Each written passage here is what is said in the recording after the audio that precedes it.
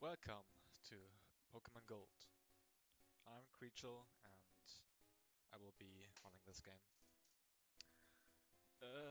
Oh, fuck me. Sorry, I just screwed over and need to set up again. Because we need to start the game at a specific time, and for that I need to start a timer, and I just stopped that timer. So, here we go.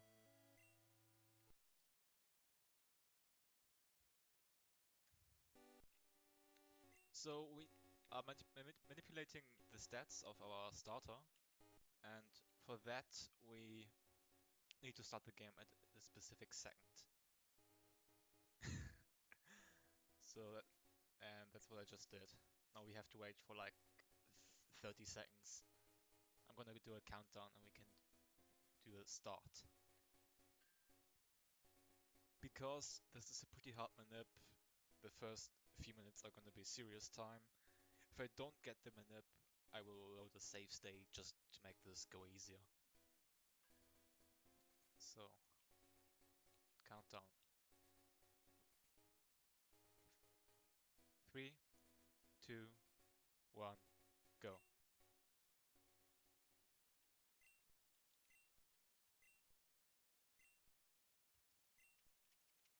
Okay. Mic is really low. Okay, let me fix this.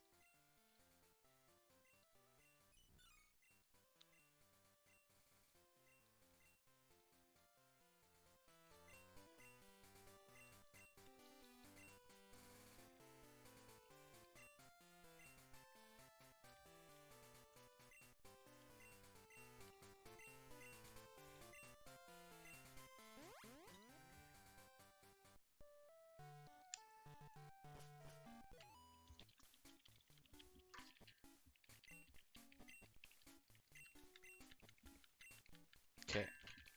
I should be a bit louder now.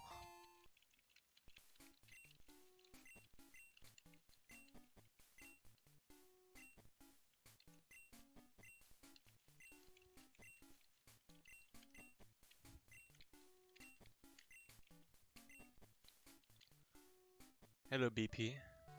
Okay. Serious time upcoming, so can't read chat.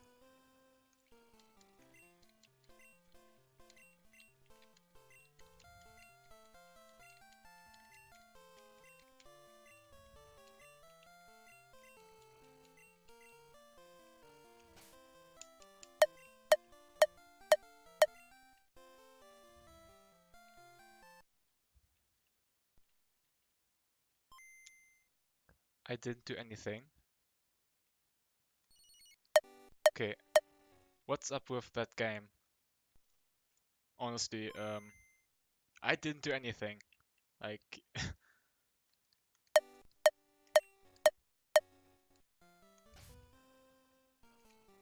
okay.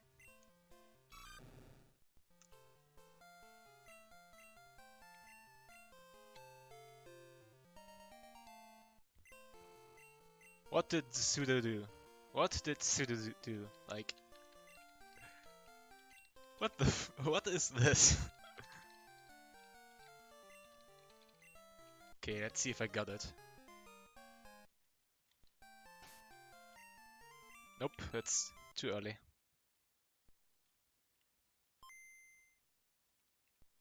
Okay.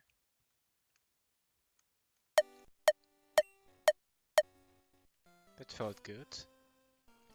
Yes, okay.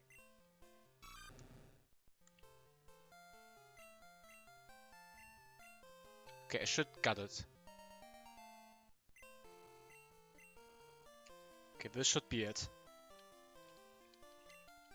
I'm gonna check stats to be sure, but this should be the right total.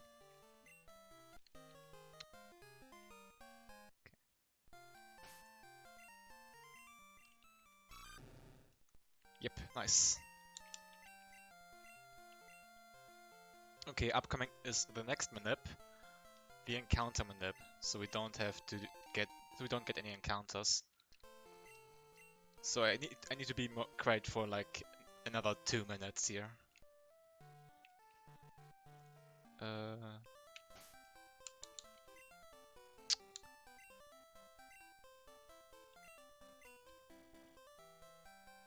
Okay. If I don't get it, I would just continue.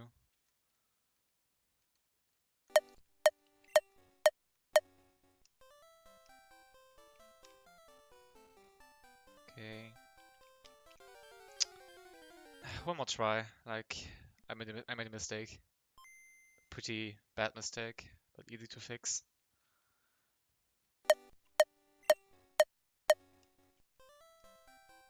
Down left. Wait, what? Yeah. What was that?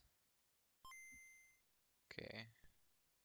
Last try. If I don't get it, then whatever. Down left. Okay. Good. We in it.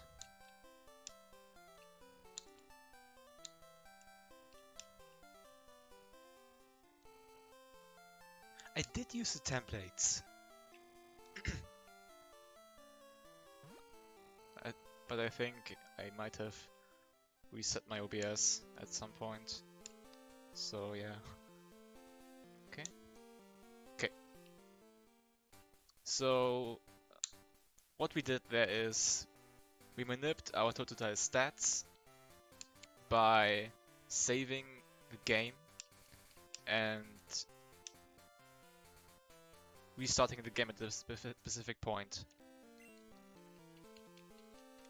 So this Toto is like the best Toto that you can get. It will one-shot a lot of Pokemon, be a lot faster than most things, and tank a lot of damage. The good thing is that if we fail the manip by 1 frame, we can get a backup Toto that's almost as good as this Toto. But it's a 1 frame window, and 1 frame at 60 FPS is pretty hard. So I prepared a save state if it took too long to get a Toto dial. And the thing I did after that was encounter manip. Basically, manipping no encounters for the whole section to Mr. Pokemon, which saves a load of time, like a big load.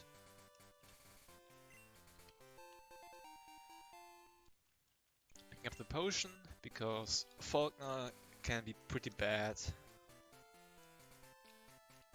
Good, no encounter. But yeah, normally you would get like at the least 4 encounters, 4 or 5 encounters on the way to Mr. Pokemon. Because we do the manip, we can save time and like get a more consistent way of playing the game.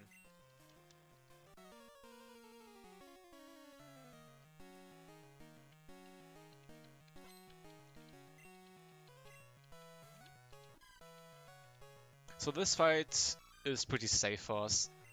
Like, we can't die here unless we get mega screwed. Also, he used Tackle, which is very good. Because if he uses Growl on the first turn, this fight takes forever. And we can die. And now we can't die. Like, we cannot die if he uses Tackle on the first turn.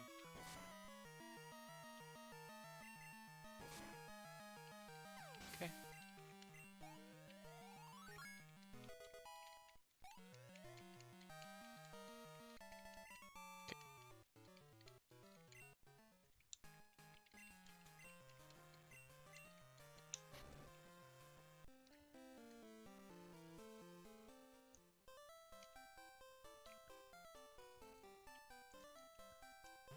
So, serious time is over. Like, I'm going to try to do the counter manip for the way back, but it's not that hard once you've done it. It's way easier than Total Manip, because the encounter manip is a 3 frame window, so it's easier to hit.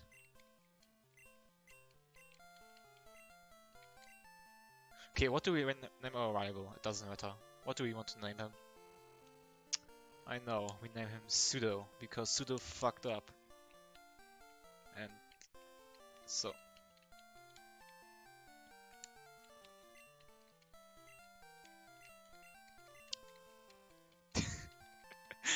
yeah.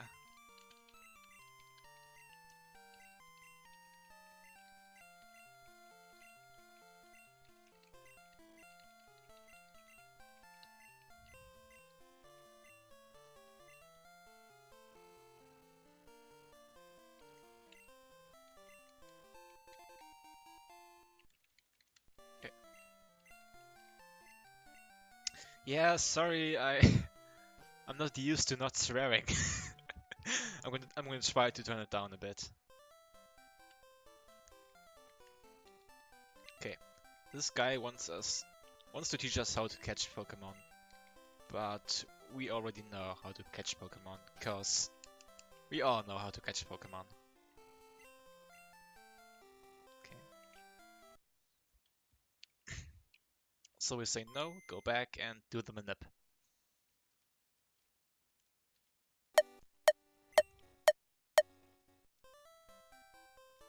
Down. No. I was confused for a second.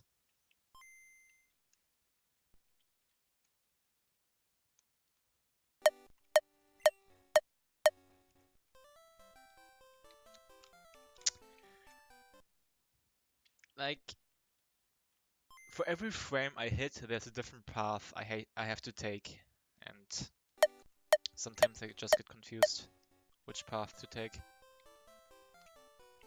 Wait, why did he look right? I don't understand. Okay, last try. If I don't get this, I will just continue. We have plenty of time to spare. Down. Finally something I recognize. Okay, has to be an IGT, honestly. Has to be an IGT. Because I did it right, like, so many times. Okay. So this is kinda good now, because we want to catch Cut Slave. No, not Cut Slave, Cut Companion. Because we don't want to teach Cat to our Totodile. So we need to catch either a Sentret, a Sandshrew, or a Bellsprout. Bellsprout is pretty bad to catch because you have to damage it first and it uses Vine Whip and that does a lot of damage. So in the new route we manip no encounters all the way to Faulkner and then manip a Sandshrew in Union Cave. But that's pretty hard to execute. I can't do it right now, I'm learning it and it's like only for top 5, top 10 strats.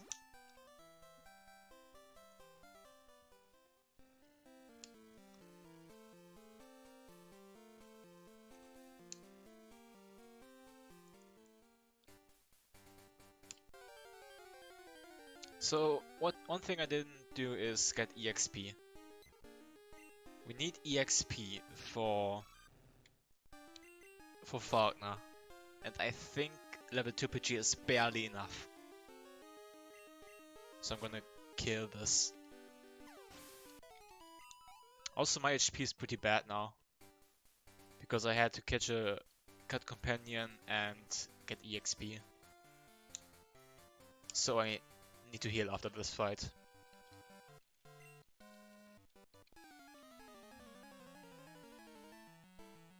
This is the first fight we really have to do, except our rival fight, and it's basically just use tackle.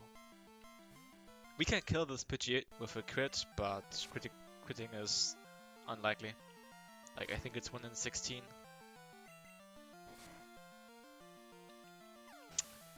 Okay, we want to have at least 16 HP for the next fight. So what we want to see here is double tail whip. Okay. Okay, now I have to heal for sure.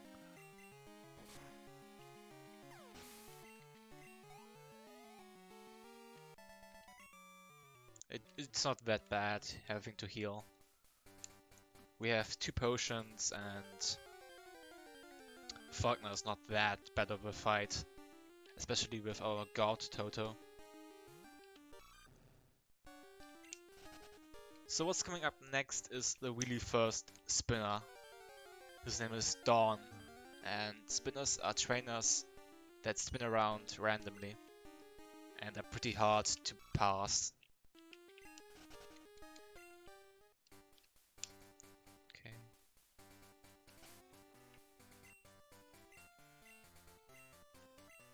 The good thing about spinners is that you can kinda react to their movement.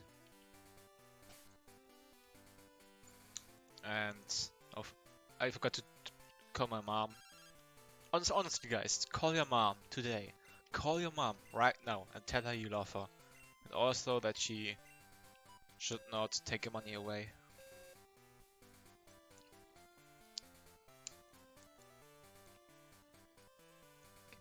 But yes, I was saying you can react to spinners and pass them with a bit of certainty that you won't hit them.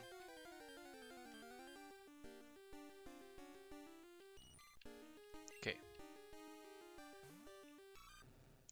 So I picked up the Bitterberry here because the Bitterberry heals confusion, and there are like 6 fights that can confuse us during Union Cave and Bugsy. So having the Bitterberry is always a good thing.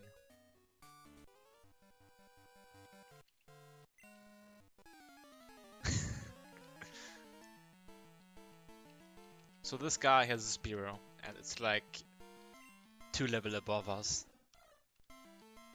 And we learned a pretty neat move, Rage. And Rage is basically, if you take damage, you deal more damage. And because he's faster than us, he damages us before it's our turn. So this is very good, because now we do more damage to him. Okay.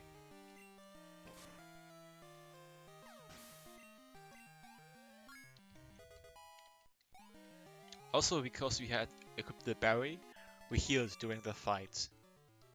If we didn't have the berry there, we would have like died most likely, because he's faster than us.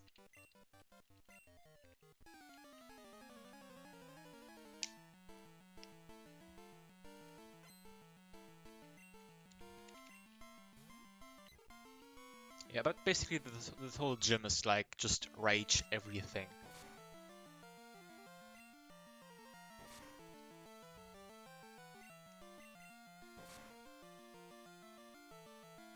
And these PGs can't really damage us to threaten us in any way that we might die.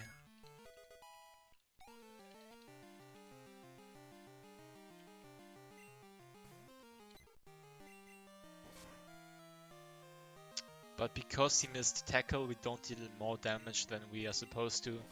So this fight takes 1 turn more than usual. Also now I need to heal again for Faulkner, which was too expected. And Faulkner is now like a bit more scary, because if he crits, this can go very poorly. But I'm not gonna save, because dying to Faulkner is very unlikely. Like, he has to crit me twice or miss tackle. And even if I die, it's not that bad. I can just walk back to him for like 5 minutes. There are only like 4 fights I'm going to save for.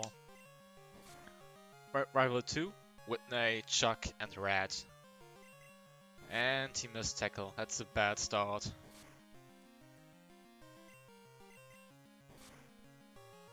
Damn right, March. Damn right. Okay. I should be fine now, unleash secrets twice. Which is like only 1 in 400 to happen. Good. I can't die. See, I don't need to save. Saving is not pro strat.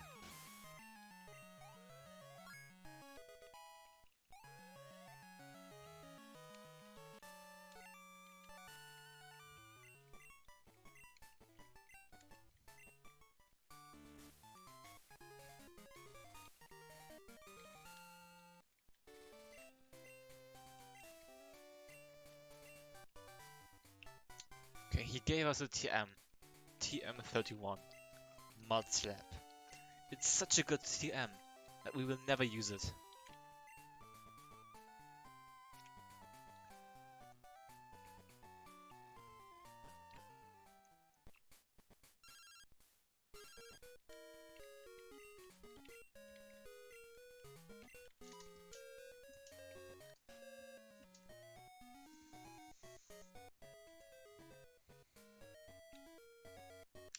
Okay.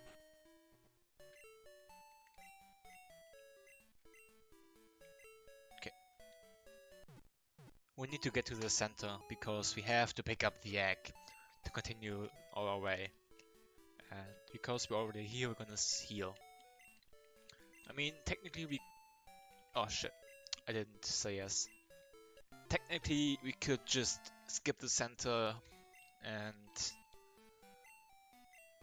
just keep on going, but this is safer and we have to go here, so why shouldn't we heal if we're already here?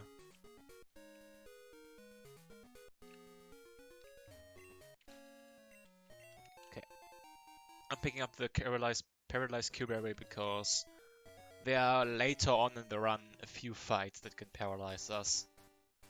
The earliest fight that can paralyze us is the Paris fight in Bugsy's gym, but we are not equipping the berry for that because we want to have the berry for either Rival 2 or Rival 4.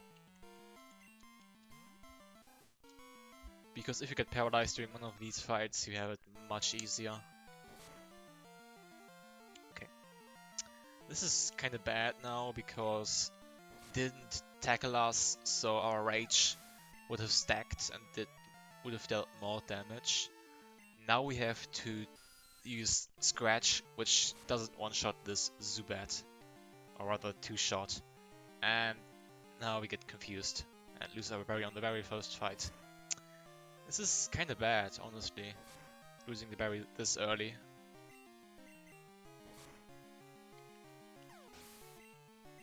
Because the next fight we're doing is like a bit worse without the berry. And now I'm gonna pick up the hidden super potion here to get a bit more safety into the run. Great.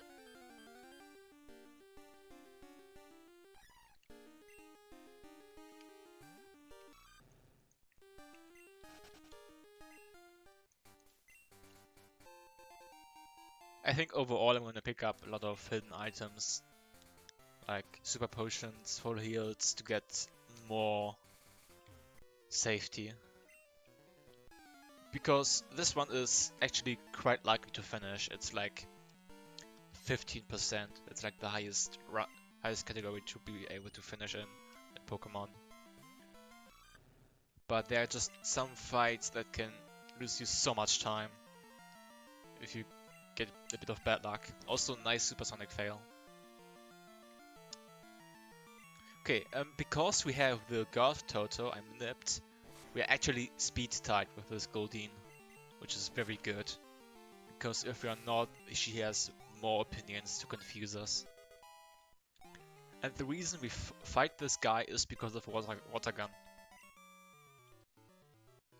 Normally this is an optional and you don't have to fight him, but we need water gun for the next section.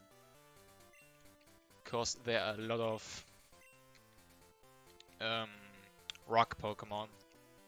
And the trainers have an Onix, Geodudes, and stuff like that. This guy was a spinner too, but he's the best spinner you can hit.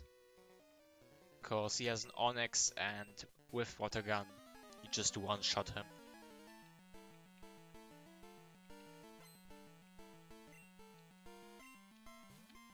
And he gets a lot of useful EXP.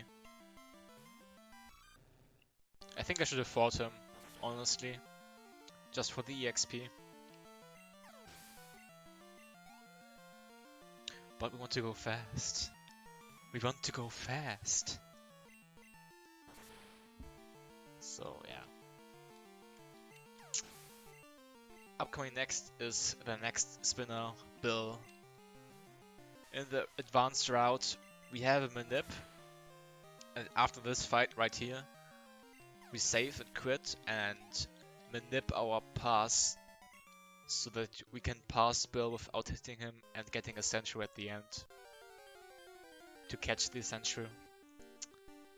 Nice. Now we can kill this and get EXP.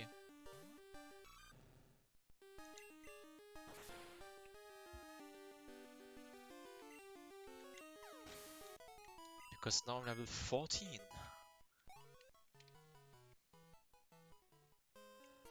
Oops. Yeah, punished.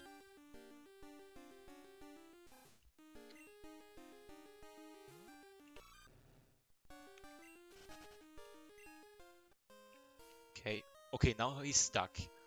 Spinners have a chance of getting stuck in a specific direction for up to 8 seconds, and during that time he just doesn't move. Wow. He's stuck again! Oh my god! He is stuck again! Like this... Wow. There's no way. Wow. Okay. I have never seen him before do this. Getting stuck twice. And basically caging me into a corner.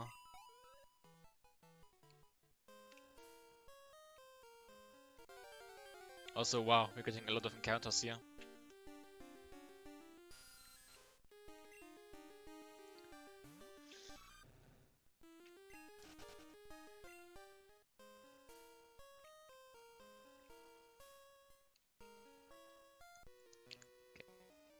So this guy here has the Vulpix. And the Vulpix can burn us.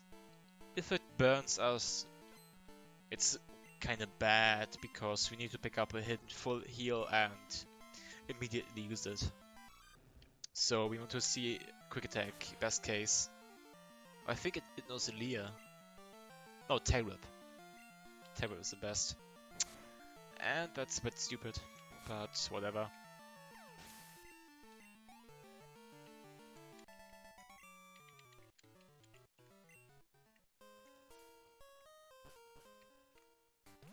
The next spinner, Anthony. I don't like this. Wow, oh my goodness. How did he not see me? How did he not see me there? Oof. Okay. So we talked to Kurt to basically start a quest and make him go to Slowpoke Well.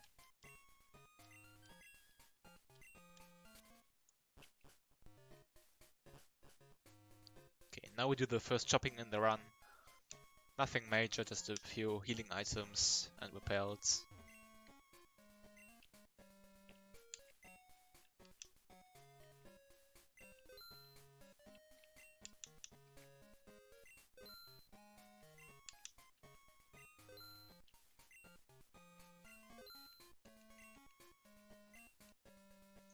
Okay, I'm gonna pick up the hidden full heal here. In the new route, it was routed out, so we don't need to pick it up anymore. But I'm gonna pick it up for safety. Okay.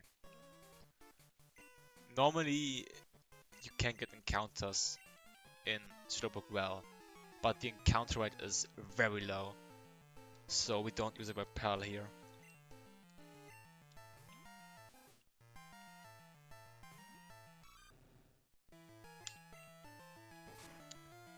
So we just hope to get no encounters and take the shortest path possible through the cave.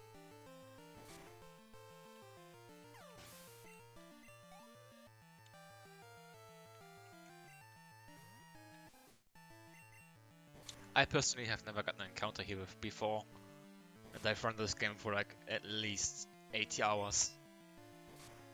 Also, wow, 4 quick attacks. Wow. That's like the worst case scenario. Getting 4 quick attacks. I'm going to here now.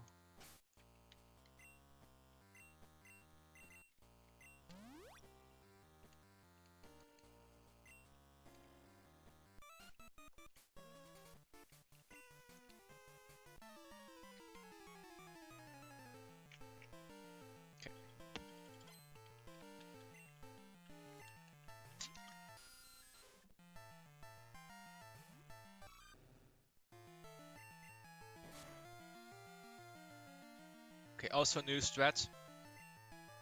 That we scratch everything here. Normally we were water gunning everything in this cave. Or in this well, rather. But now we just scratch. Don't ask me why, I'm just using the guide. I think it's because it's like a few frames faster for the losing health animation. Also nice poison, wow. Yeah, this is why we buy healing items, because there are like so many instances where we can get status problems. Yeah, save the frames. Save all the frames. Okay. This fight is pretty bad, because he has 2 Zubats and each Zubat can confuse us. Also, nice, I messed up. I was supposed to rage this Vertetta, but it doesn't matter.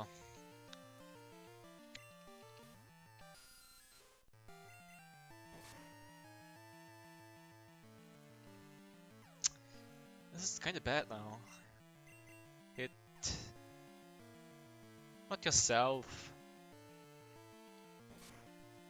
Good thing is the Zubats can't do much damage. I can only damage myself a lot.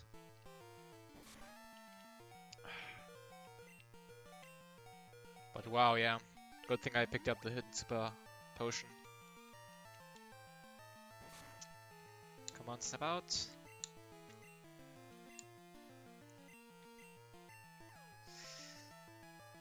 Okay.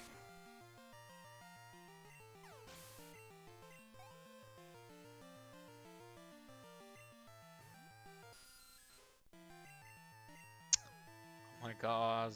Can you not? Snap out! Good. Okay, just don't get confused again. Okay. Well, that was bad.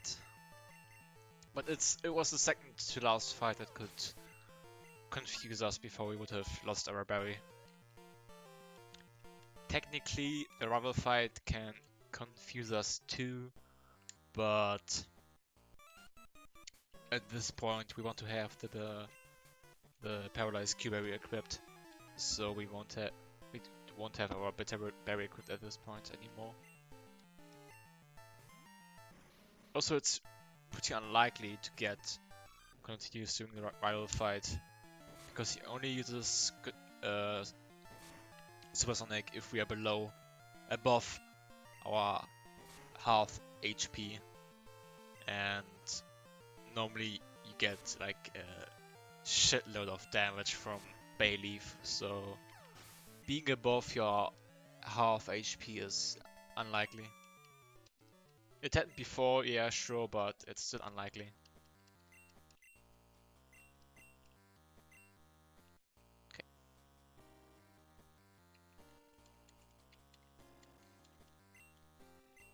Okay, good thing about Kurt is that he heals us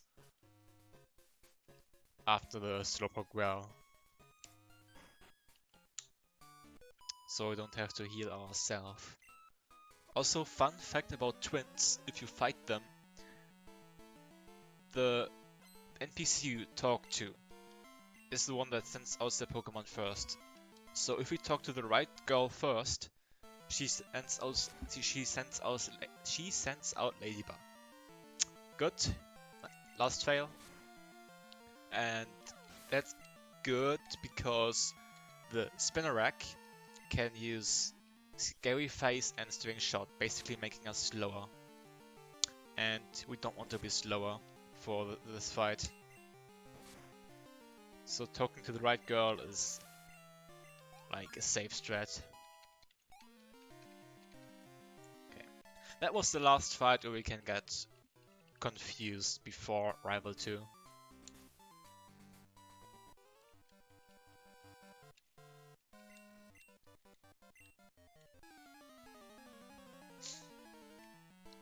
So up next is Paris, and Paris is not that bad, but can lose us a lot of time if it goes poorly because of Paralyze.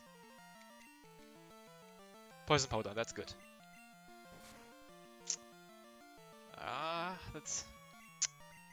That's a bad range. Nice. Okay, got it. Okay. Wow, actually have to heal again. Okay. Okay. Here we have another spinner. Benny. Okay, don't turn. Nice. Okay. Okay, there's no need to save for Bugsy because we are high HP and have the God Toto.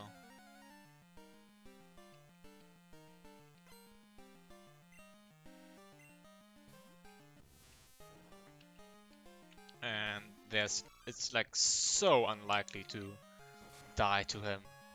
Like we have to get poisoned and he has to crit us at least once with his Cypher. Okay. The threat for this fight is basically just use Rage and get as many stacks as possible onto the Rage because the Cypher is the Pokemon that can deal the most damage. The Kakuna can poison us with Poison Sting, but that's not that much of a problem with that much HP. Good.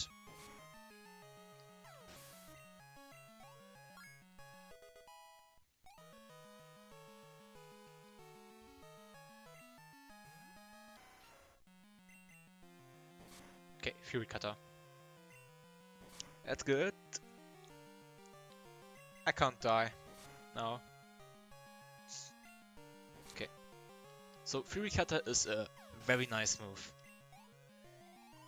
Because every time you use it, it deals more damage. And we get Fury Cutter from Bugsy after the fight and use it for Whitney and the rival fight.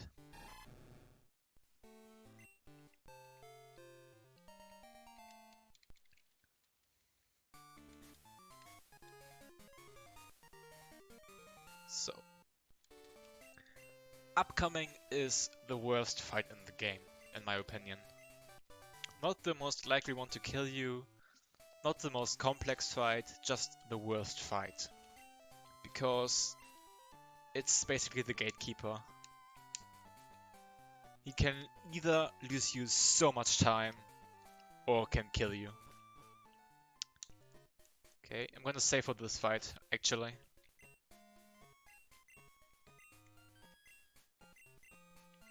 Because this fight is so bad.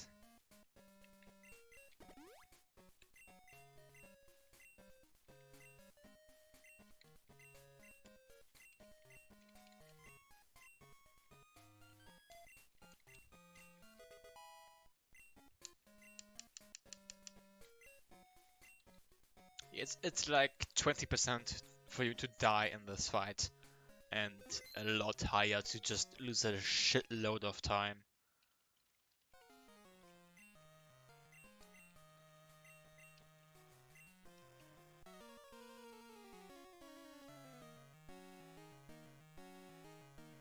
Basically, you can get paralyzed, you can get put to sleep, and the worst part is Fuel Cutter can miss.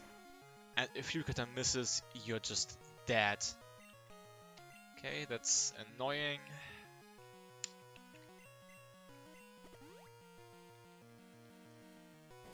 Don't paralyze me. Good. Okay, the threat here is just use Fuel Cutter 3 times and that kills Bayleaf. But Bayleaf knows Razor Leaf. And Razor Leaf does a load of damage. Good. Reflect is very good. Just don't miss Fury Cutter and I'm set. Nice. Okay. Worst part is over. Well, no, now I can get confused because I am above half HP. Nice. Okay. So this was a pretty decent fight.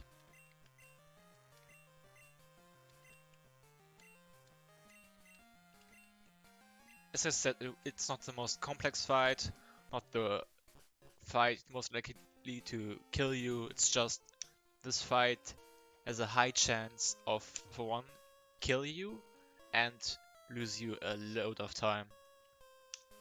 Because of all the status changes, you can get paralyzed, confused, and put to sleep.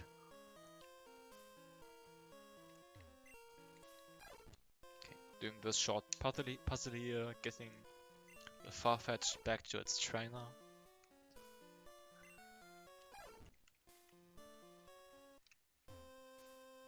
Okay.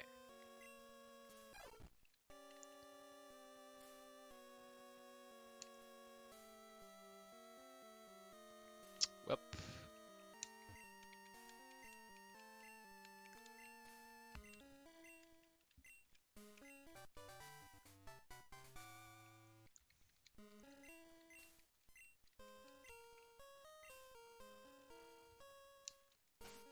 Oh my god. Okay. This is where we call the Sentret to teach it cut.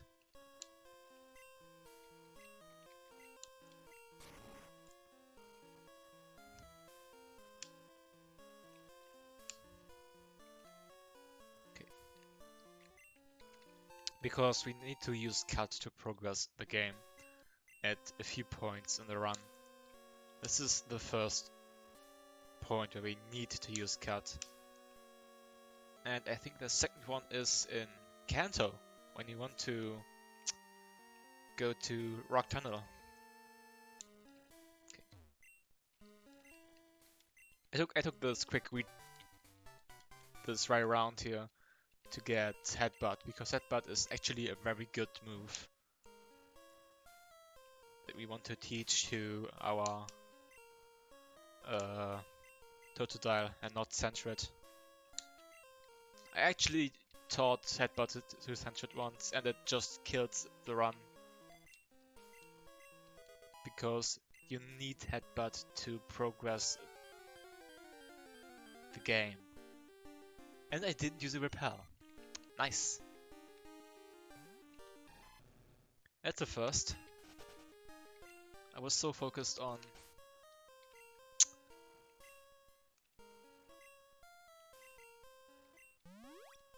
teaching Headbutt that I didn't use a Repel. Okay. Also, I needed to heal for Whitney. Because Whitney actually is a very scary fight. For once, because if we miss Fury Cutter once, it's almost over. And because of Metronome. Her Clefairy knows Metronome, and that's like use a random move.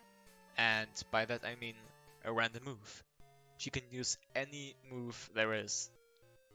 Like Self-Destruct, Present, Hyper Beam, anything. And that's the most unpredictable fight in the game. Okay, getting the bike.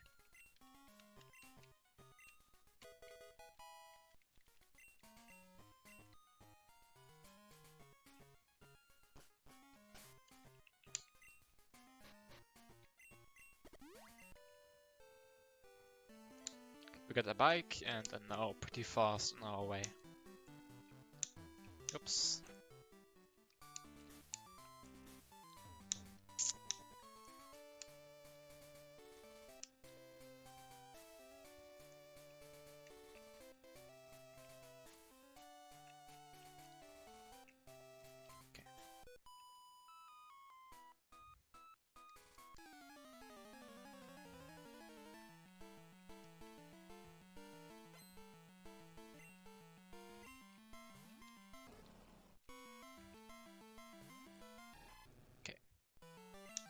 Okay, now the reason we want to use Headbutt is because Headbutt can flinch the enemy. And that's pretty good for our run. That's bad.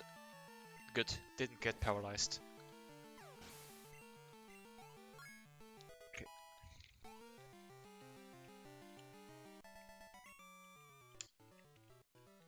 Okay. I'm gonna save for Whitney because of the reasons I just explained.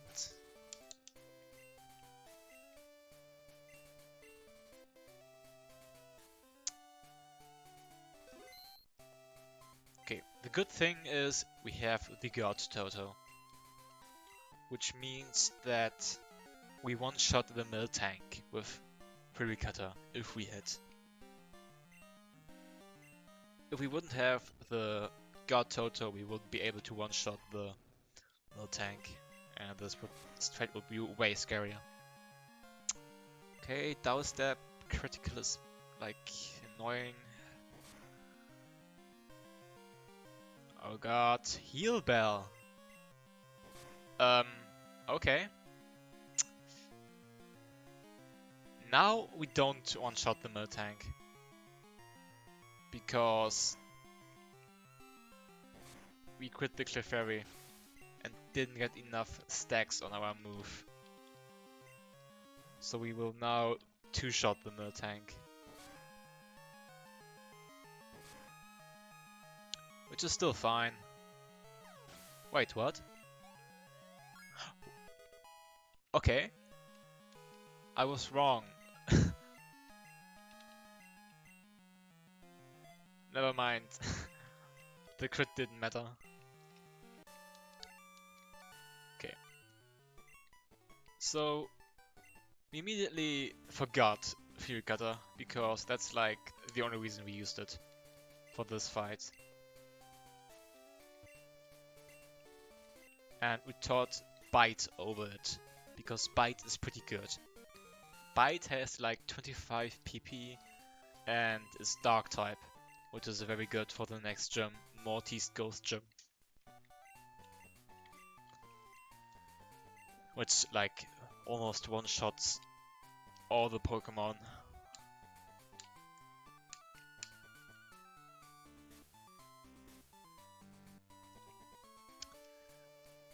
So what we want to get next is the water bottle, the Squirtle bottle, to pass the Sudowoodo.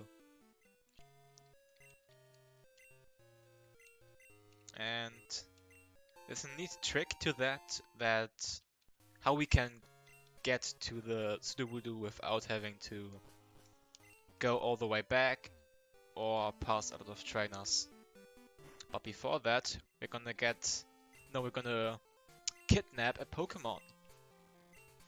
We're gonna kidnap this Kenya, this Spearow.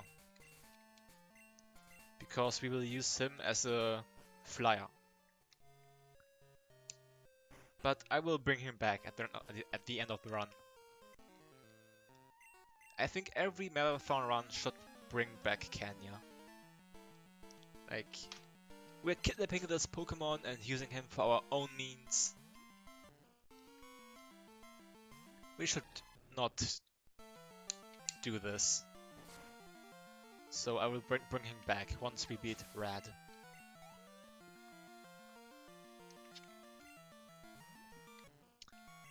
Okay.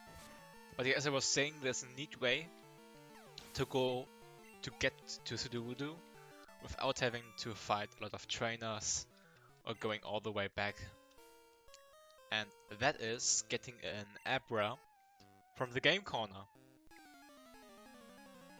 And for that, we have to pick up the coin case, which is in the underground here.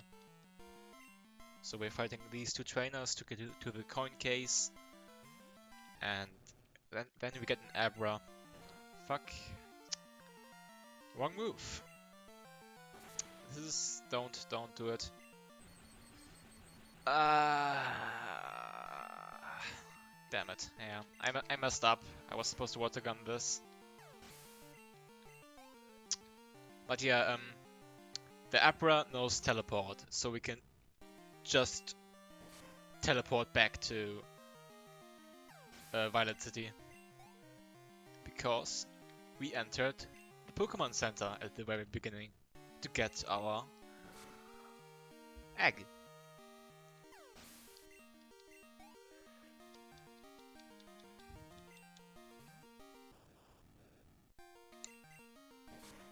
It's like almost as if the developers intended us to use Abra. Like,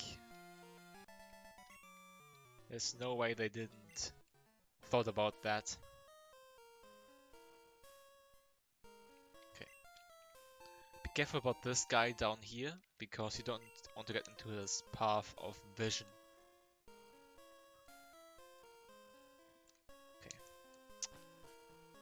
So we're gonna get an Abra now, and then heal, and then teleport back.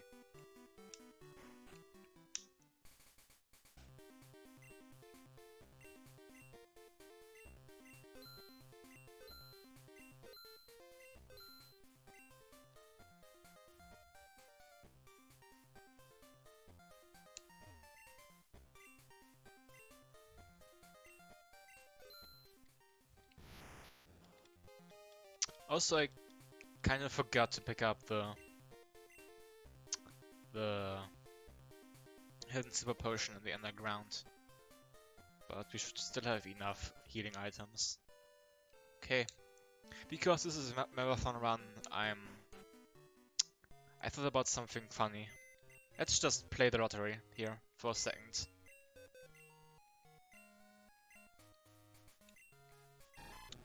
But before that, we're gonna deposit our egg and our Totodile, because that healed the Totodile. And the egg is not hitting if we deposit it. So let's just play a bit of lottery. Let's see if we won. Oh wait, what? I won. A perfect match? What the? No way! No fucking way!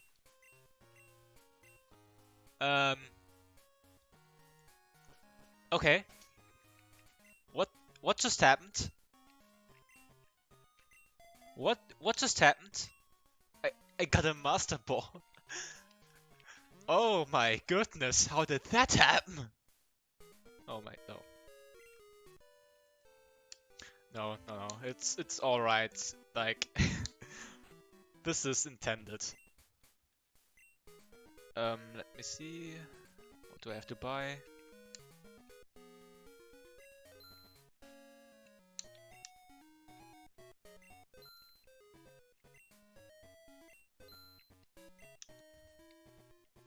No, you didn't see that at the... No wait, you saw it, because I had to redo the manip. Or rather, the reset for the manip. Um, at the very start of the game, we manip a specific trainer ID to manip the Master Ball here. Hello, Studio. It's like the LID manip, lottery ID manip. It's not hard to do, and I didn't show it on stream because it's like not that important, but yeah, this is manipped. Because we use the Master Ball to catch the Gyarados later on as a Whirlpool and Waterfall HM companion.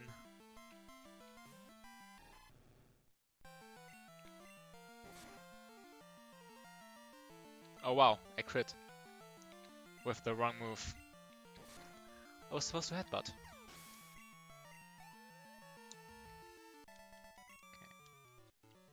Okay, we can get an encounter here. Nice, no encounter. And off we go. Okay. This gym is like the easiest gym in the whole game.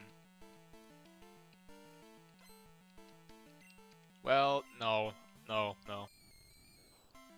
Not the easiest, but the most simplest gym to execute. Because you only have to use Bite. Like, Bite is the only move you use.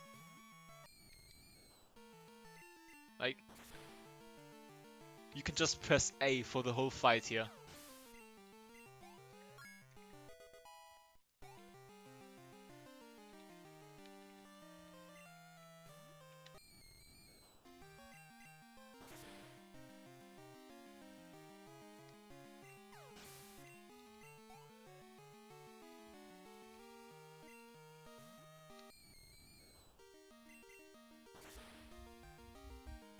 But yeah, except for only using Bite, Morty is a very bad fight. It's not hard, well, not really hard. It's like the most complex fight in the game, in the run. It's not the most likely one to kill you. It's not the one where you're most likely to die, or where you can lose the most time. It's just that depending on what he uses, you have to use or switch out. Use items or switch out. Like if he curses us on the first turn, we have to switch out. Oh man. And that's pretty bad because then he has another chance to curse again. And curse is like so bad. And we don't want to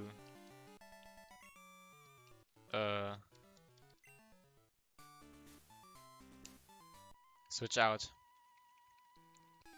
Also, I might have... No, I'm good. But yeah, Morty has like 3 chances to curse us. And in the best case, we want to only get 1 curse. Best case would be no curse, but that's unlikely. And it's just that, depending on when he curses, we have to do other stuff and stop items on other Pokemon.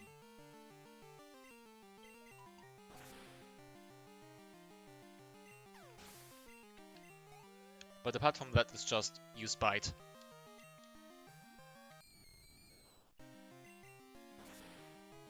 Like, we almost kill everything in one shot. Also, Morty is bad because he can use Hypnosis and put us to sleep. And I know I said I won't save for any more fights, but in hindsight, I think Morty is like a fight that's good to save on. Even though you can't really die unless you get mega hard, you're screwed. Also, I have no more super potions. Like, it's not that bad, but Now we are a bit likely to die later on during the Kimono Girls.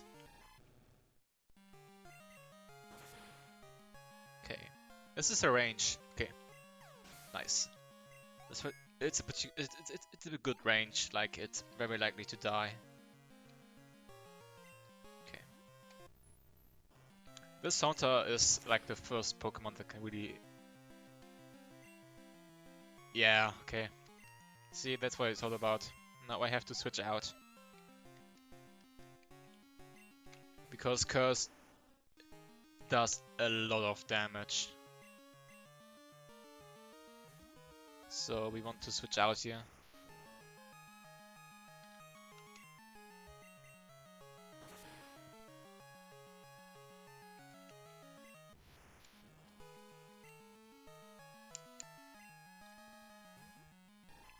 Okay.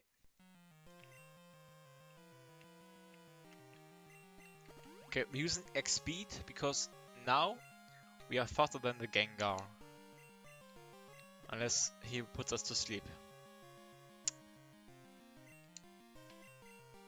Okay. Okay, nice. It's a good flinch. Bite can flinch the enemy, which is good. Wow, double flinch. Because then he can't attack. And now this fight is basically easy.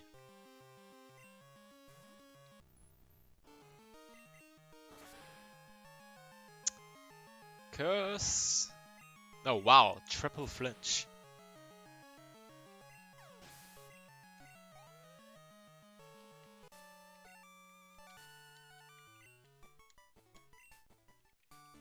That was a good fight, honestly. Except for the curse on Haunter. Triple flinch is very good.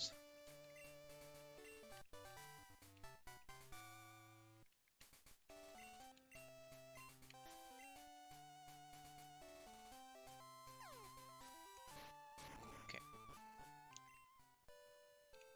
So, it's also pretty good now because I didn't get any damage from Morty. I'm pretty safe before I get more healing items. Like there was only one instance where my HP would have mattered during this section here, and that would have been on the Jolteon, because the Jolteon can paralyze us and I don't have my paralyzed Q-Berry anymore on me. Also, I think I don't get to level 28 before the Jolteon, which means that I won't be able to one-shot it unless I'm... I don't know. I don't know actually. I'm faster than the Jolteon, for sure, at level 27, but I don't know if I also can one-shot it at level 27. I think I can, but it's a bad range.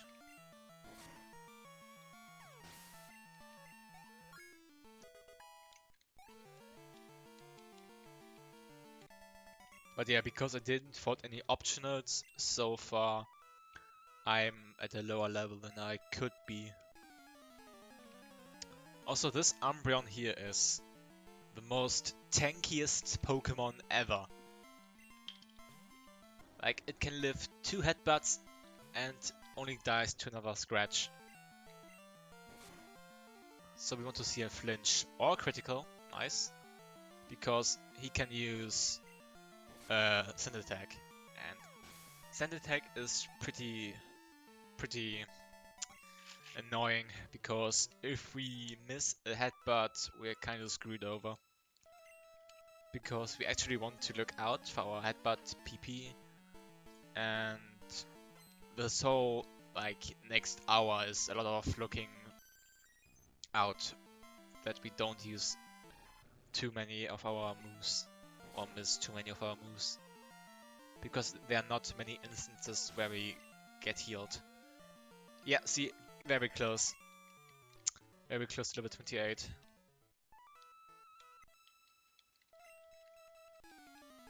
And this crit actually mattered, because now I can save one headbutt and have a bit of a buffer. So we should be faster, but I don't think we one-shot it. Nope. Don't do it. Okay, nice, he didn't paralyze me, which is good.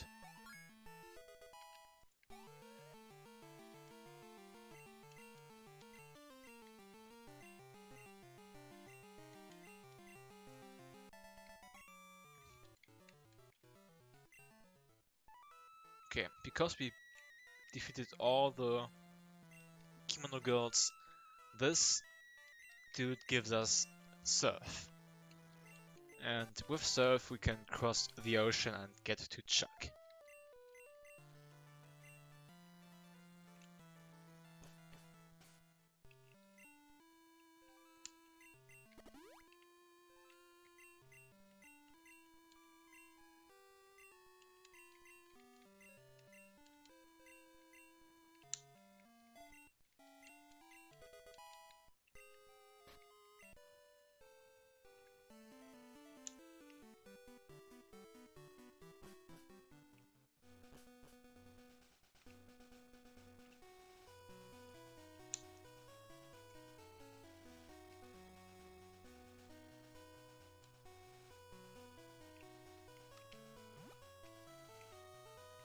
Nice.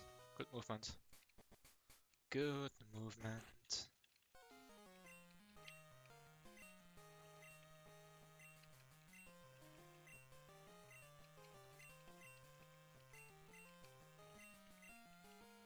Okay. So we don't have any more healing items, but that is gonna change now. Because we need to chop here. Okay. I'm gonna buy 3, that's more than enough, honestly.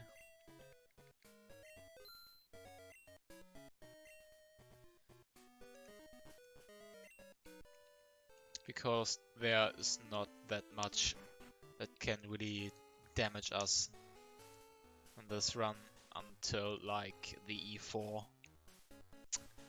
Also bad movement, wow. Yeah, there's like Chuck's Gym that can damage us a lot, but that is what these super potions are for. And after that it's basically just quick attacks and a few Pokemon that we don't one-shot that can damage us.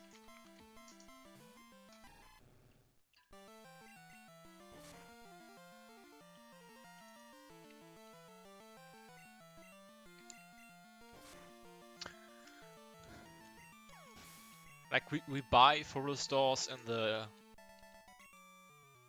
Indigo Plateau, so these super potions are just for safety. I mean, technically I could just YOLO it and don't buy any, but that's not the right play to do in the marathon.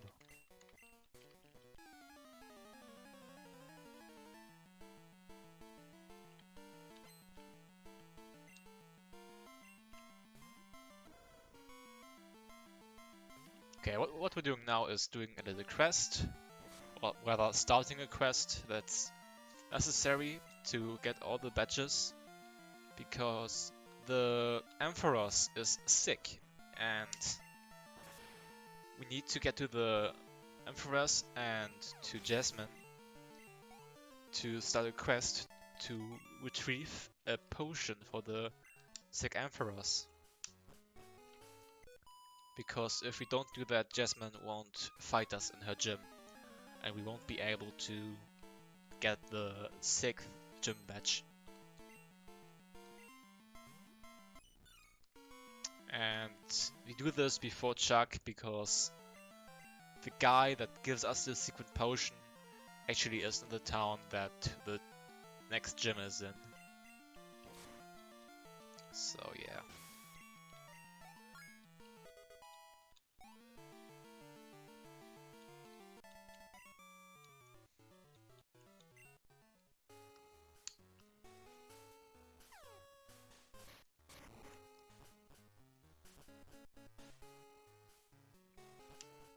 Wow.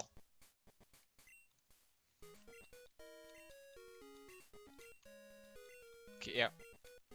Talking to Jasmine to start the quest. And then just jumping down. Like, imagine just jumping down a hole in a lighthouse.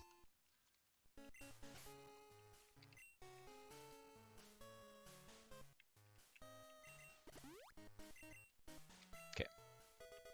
Now, a pretty neat thing that is that we evolve at level 30, which is like the easiest or the earliest evolution in all the starters. Like getting the third evolution stage at level 30. Wait, didn't I buy... Oh yeah, let me just... Okay.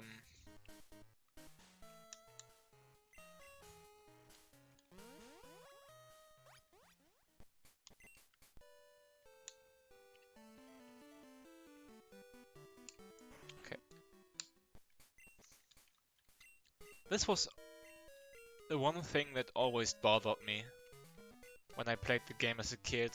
This guy here that gives us strength. Because how are you supposed to know that he gives you strength that is necessary to get the next gym badge? Like, it took me so long to find him when I was a kid. Like, so long.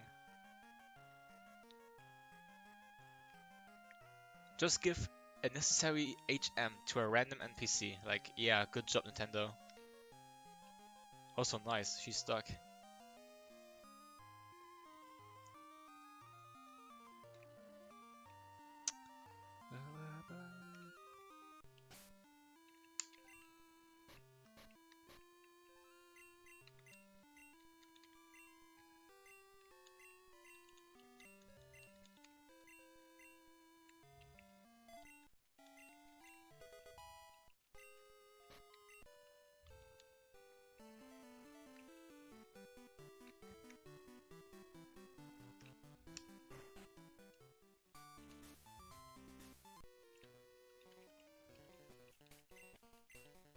Okay.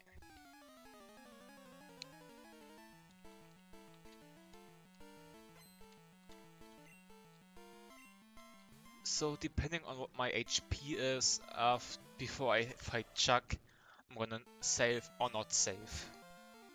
Because actually I could gold this split, which would be sick.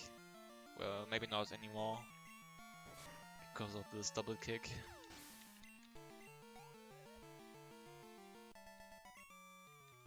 Okay. And also Chuck is not that likely to kill us.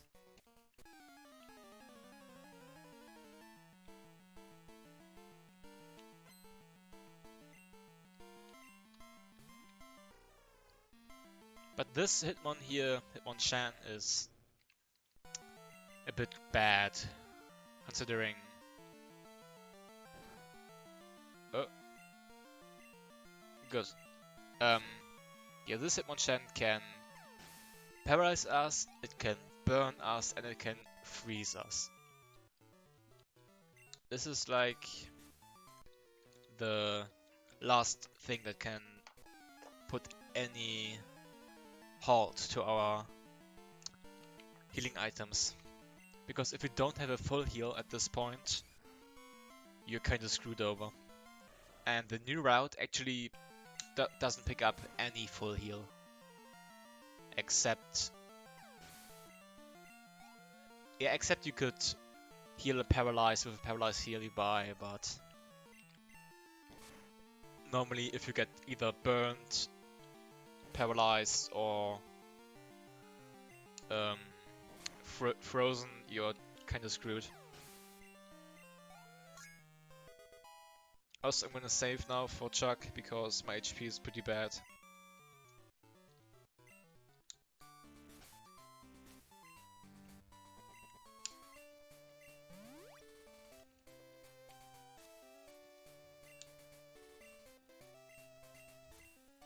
Wait, what? Oh.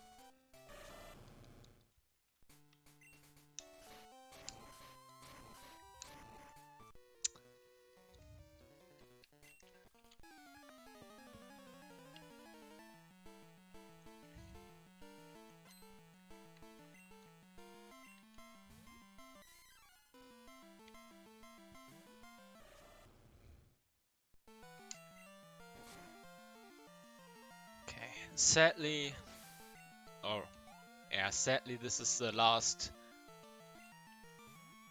interesting part of the run for like the next hour or like 40 minutes. Because after this gym, there comes the rocket section. And the rocket section, Flinch. The rocket section is just so boring. Because you just have no variety.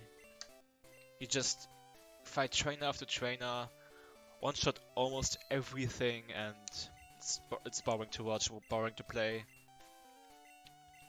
But whatever. The good news is that after Chuck, the next fight that can really kill us is the last fight of the game, Red.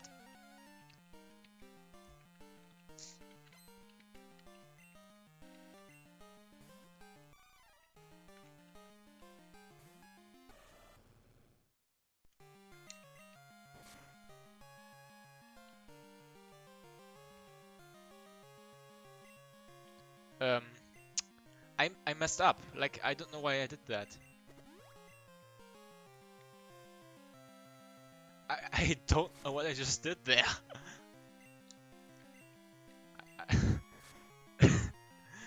I was like, oh, it's a Primate, I have to use Surf.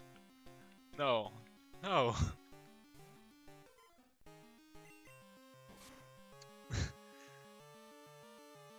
Oh man. Good. It's very good. But I don't get the range now. Oh wow, I did.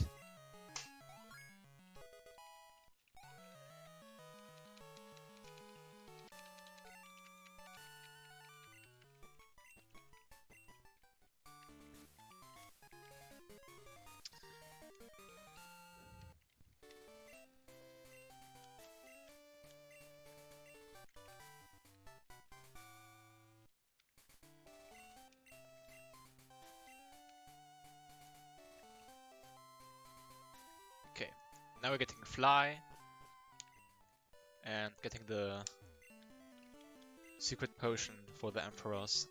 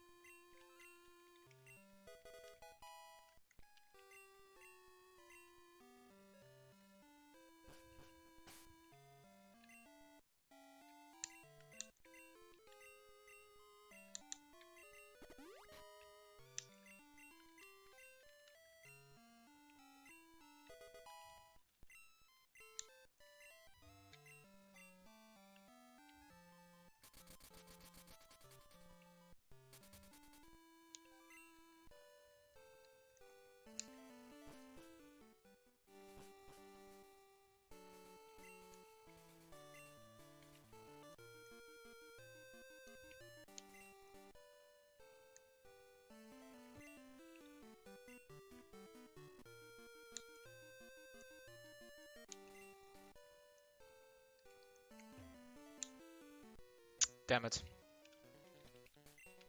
It was a good pass. Okay, this is the first spinner hit in the game. His name is Benjamin. Say hi, Benjamin.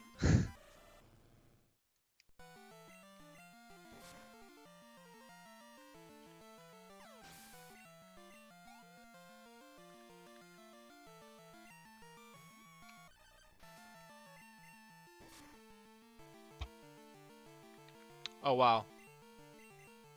I didn't know this is a range. Good to know.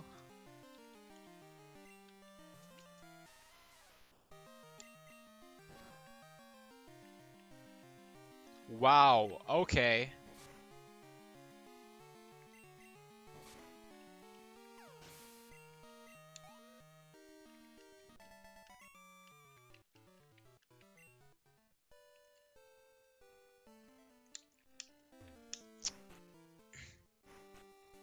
But yeah. Now we start having the... Okay, just don't surf, I guess. Yeah, now we start the most boring section in the game. Wow.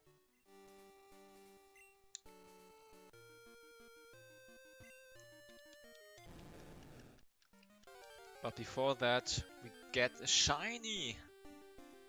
We get a shiny! Look at this shiny! And you're gonna catch it with a Master Ball. We manipped.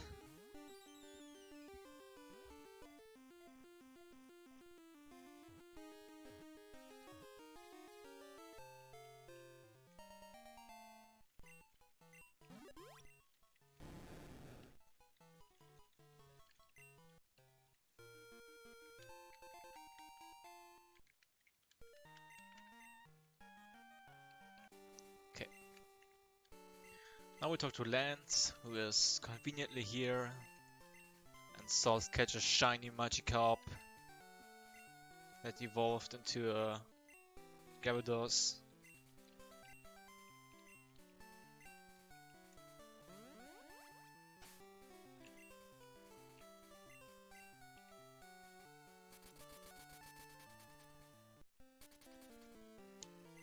But yeah, now we go and fight like 50 rockets.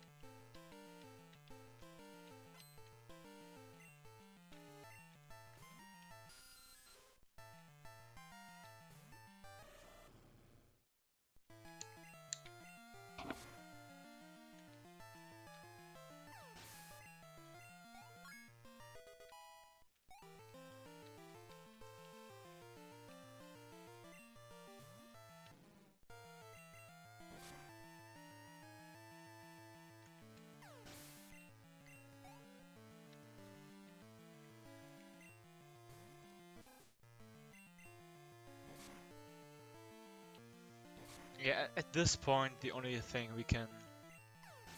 that can really lose us time is Quick Attack.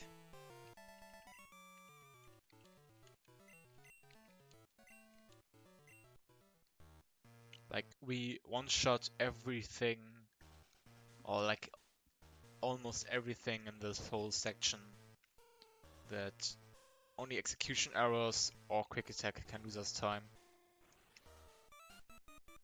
I think there are like 5 ranges or 7 ranges we have to hit. No, that's more, like 10. But they're good ranges. Except one, which is really bad.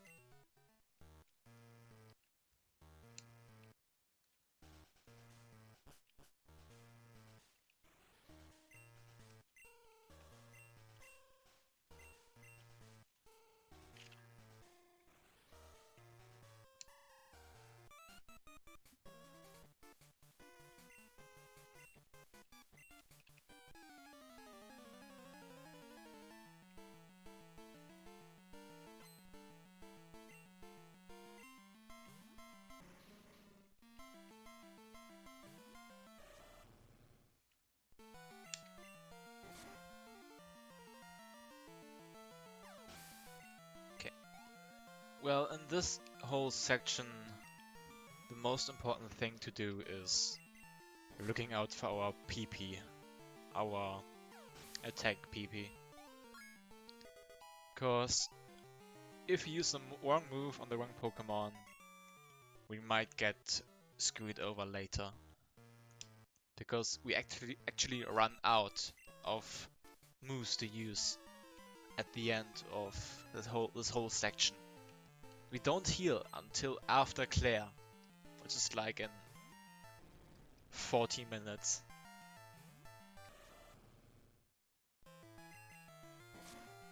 So we have to really look out for our PP. And it can actually happen that we have nothing to use after Claire, and that we have to use Struggle on 2 trainers. Or at least 1 trainer.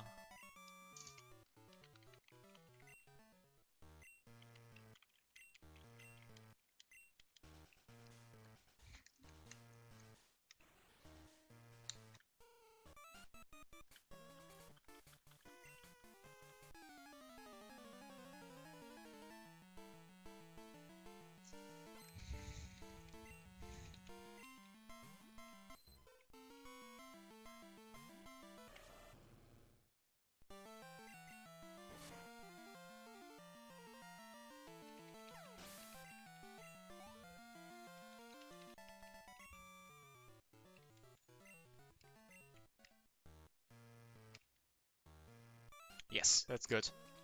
This guy is a spinner, and if he looks at me, I save a few seconds, because then I don't have to walk all the way to him and walk back. I can immediately let him walk to me and save those few steps.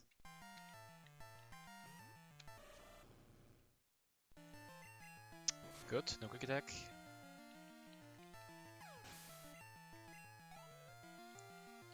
I think he was stuck. Left. Okay. So now we got both passwords and can now enter the boss room.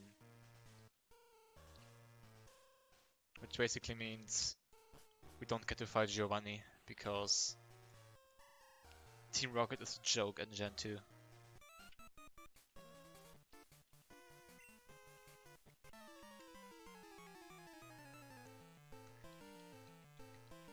Okay. So he has 2 Rattatas that can quick attack, and we don't want to see any quick attack. Good. Yeah, that's like so many fights, and it's boring, honestly. It's really boring to get to this section, because you just one-shot everything, and all these fights are so short. Like 20 seconds, 30 seconds every fight, and we have like 40 fights. Like it's so bad. It's honestly the worst section in any game of Pokemon.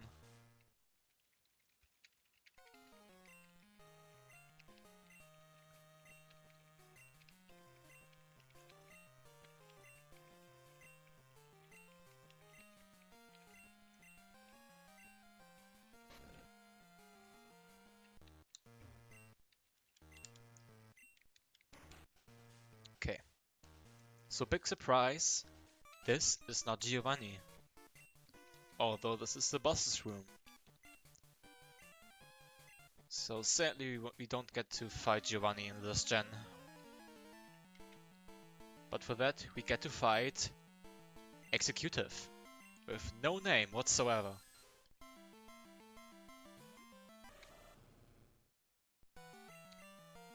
By the way, this has so far been a really good split. Like, I got no quick attack, got the spinner to look at me. Wow, okay. This might be a new gold split. Could be close though.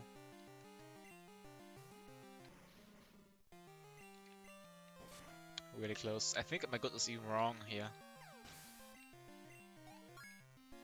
Yeah, my gold is not right. I have to delete my gold here.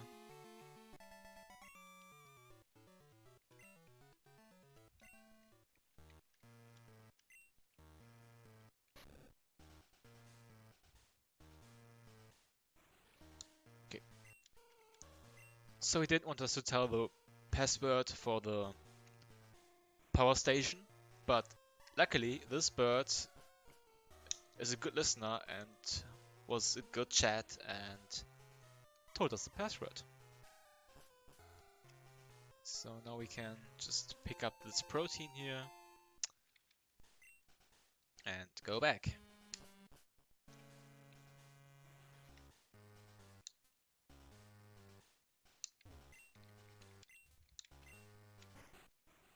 But wait, what's that? More executives. Executioners, no. Executives. And this is like the really first fight in this section that's like a bit harder than the rest. Cause we don't one-shot these every time. It's range, and if we don't get the range, we are supposed to use bite. Because they're just so tanky, this Arbok. And a Violet Plume, I think? No, what's the pre-evolution of Violet Plume? Gloom. This Gloom and Arbok are range.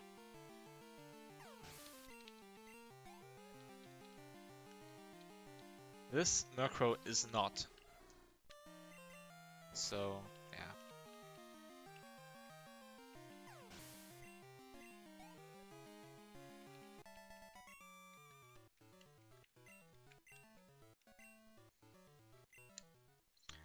Pretty good that we got the range there.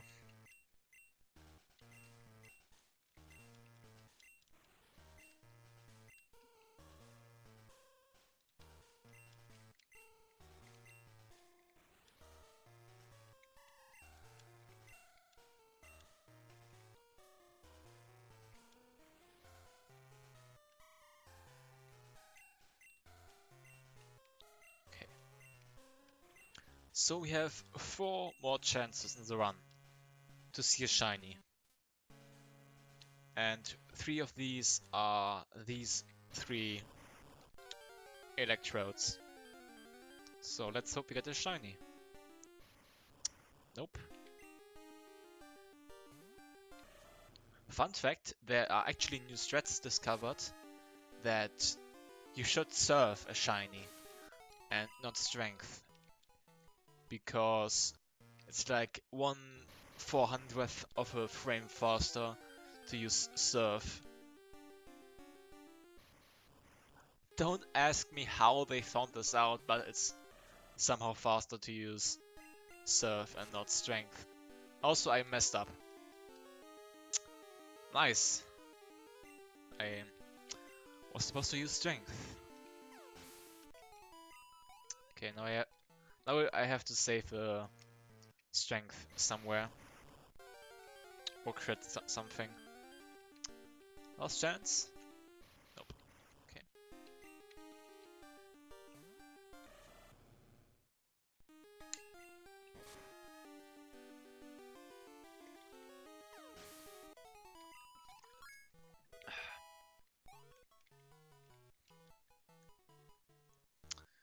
So we defeated all the electrodes, and now Lance talks to us for a little while before giving us HM6 or 7? 6, yeah.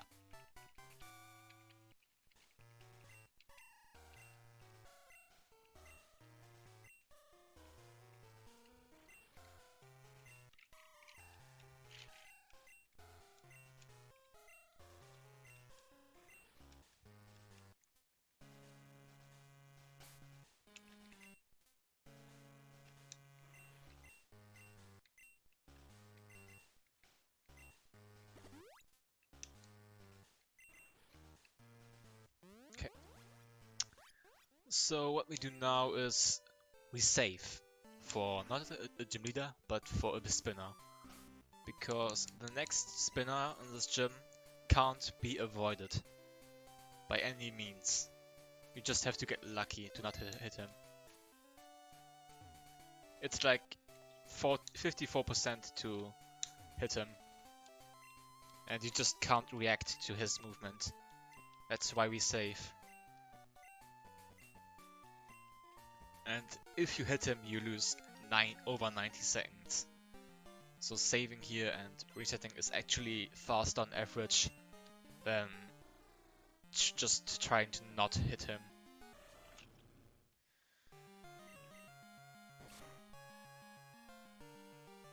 This is a range. Nice.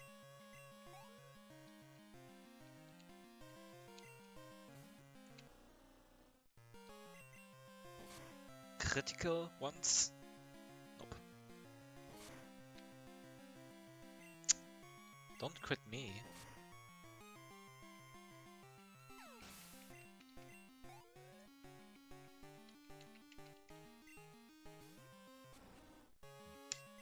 No.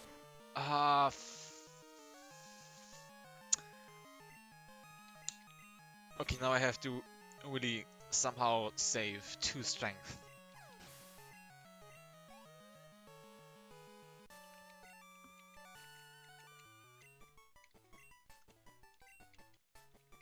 I mean, I can just heal, but healing is slow.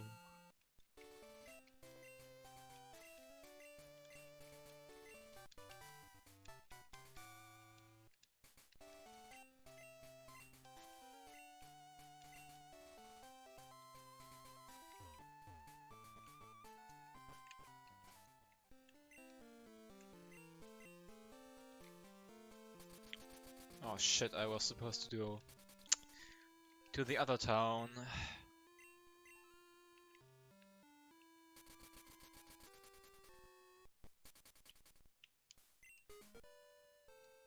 I tried to go fast, too fast. And that's what I get. Welp.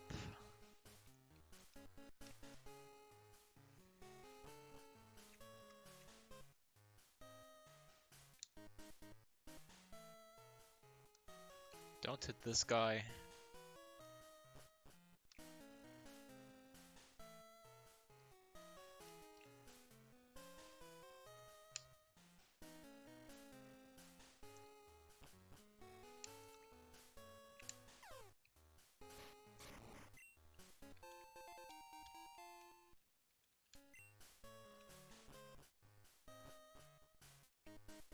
Oh my...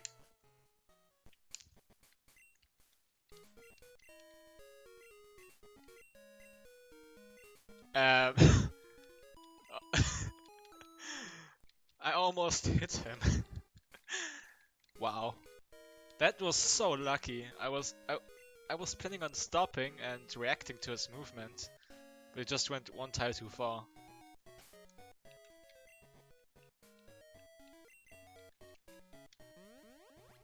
Wow. That was really good RNG, honestly.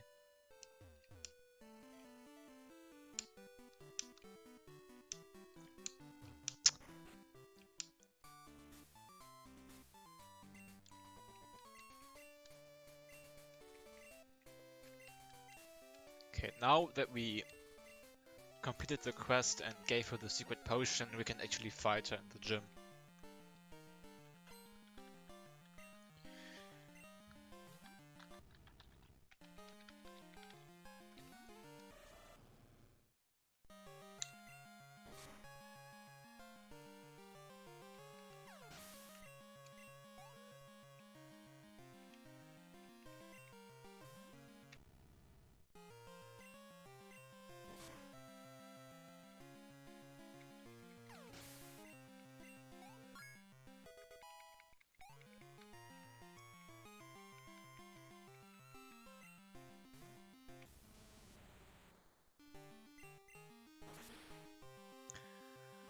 But yeah.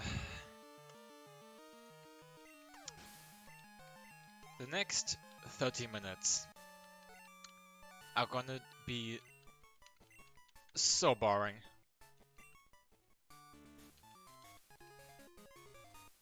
Because it's another rocket section. And like the biggest rocket section there is.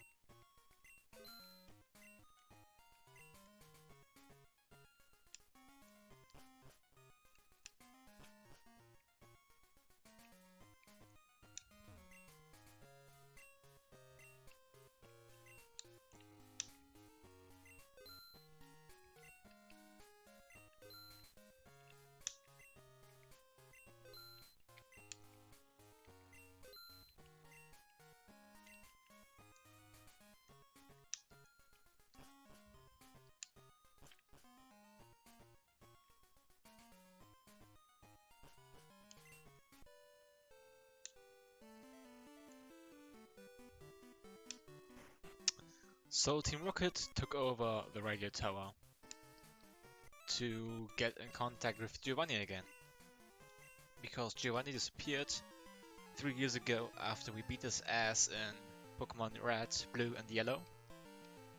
So now they tried to contact him by taking over the radio tower and broadcasting their program.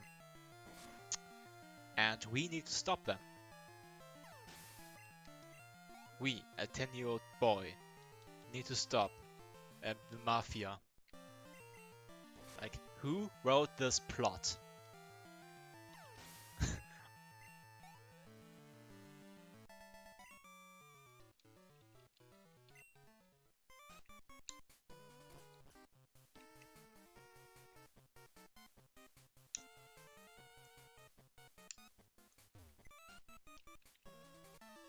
Okay. So because I messed up earlier, I am 2 headbutts short. So, best thing is if I can crit the muck.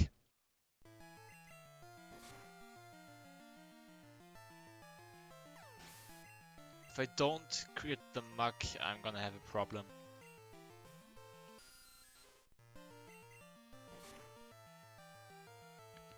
And I'm thinking about stuff that I can bite, but I don't really know. Oh wait, yeah, I know where I can bite stuff.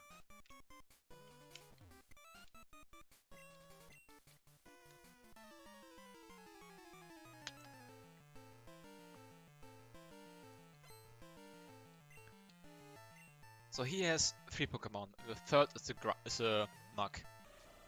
So we want to strength 1 Grimer and then just hope that we can crit the Muk to save 1 headbutt.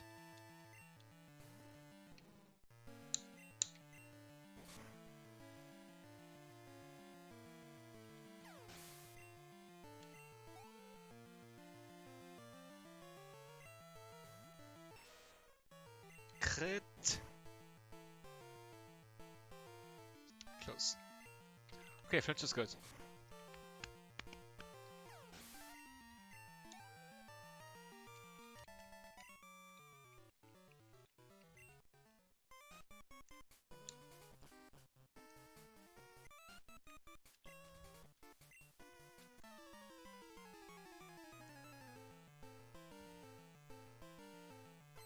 Okay.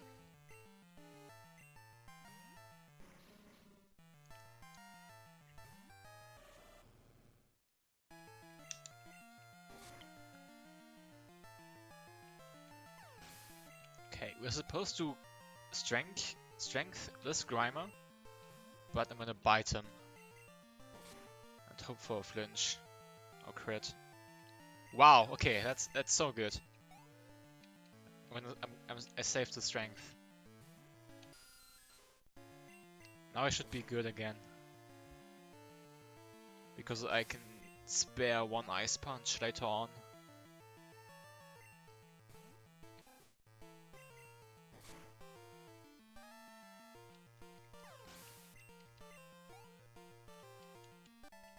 That was so good, critting there. Like, that was actually good. Not talking to him from the left, nice.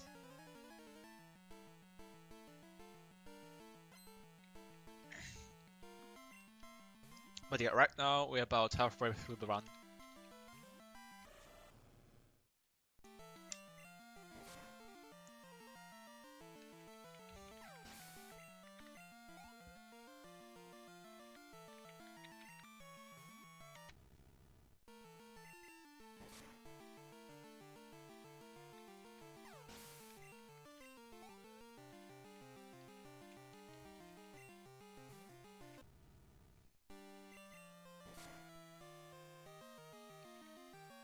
Okay, upcoming is a pretty neat thing we discovered.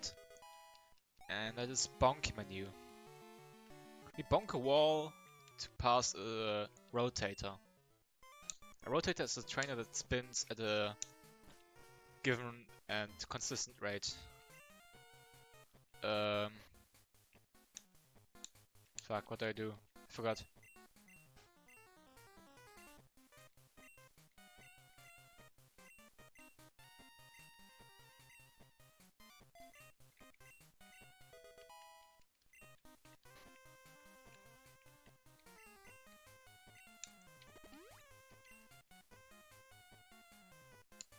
See?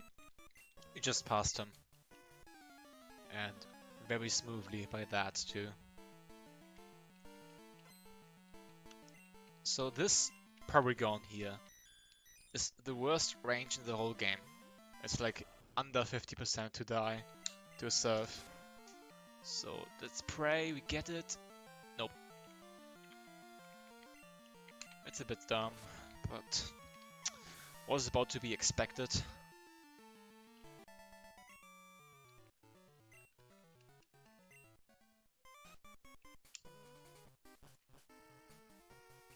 Okay.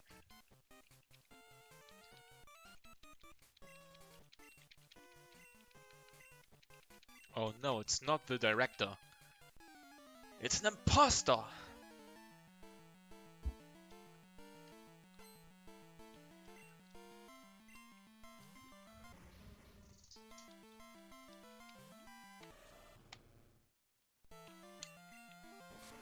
Okay, so this guy has six Pokemon, and he is supposed to be threatening, but he's not. He's just not threatening in any way. Because we just one-shot everything. Except his last two Pokemon, which are a range, and his Smogon. Which is a 2-shot, but can die to a critical.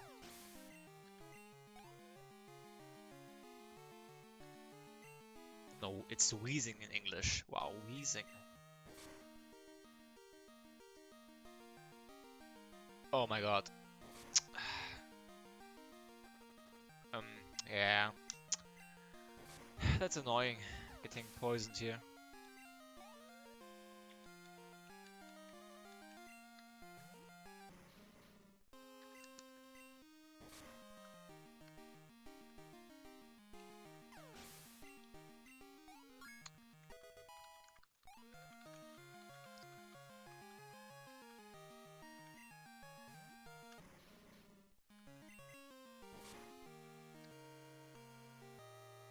Good to cut both ranges, but poison is still annoying.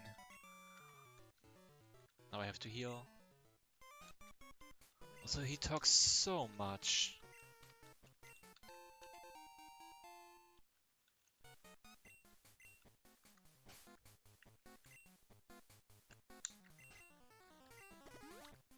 If I get poisoned during the rival fight, I get a bit fucked. Cause I then have nothing left to heal. After I use my last Troll Restore, full heal until like the E4.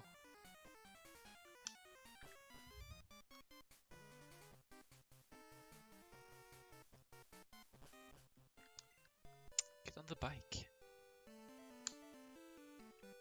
Okay. So now we go in the underground and free the director to get to the main station of the radio tower. But before we do that, we fight our rival.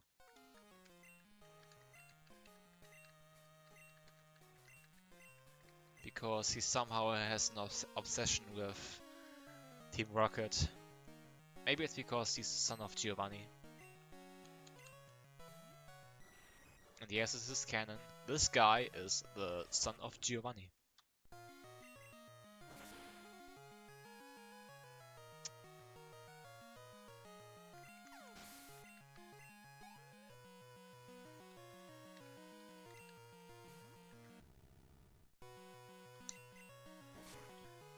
It was teased in...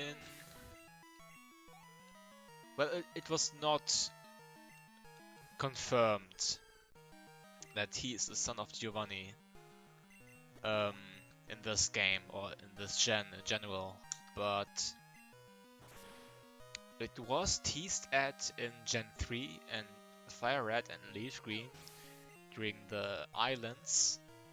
There's a rocket scientist that said that Giovanni's son had red hair.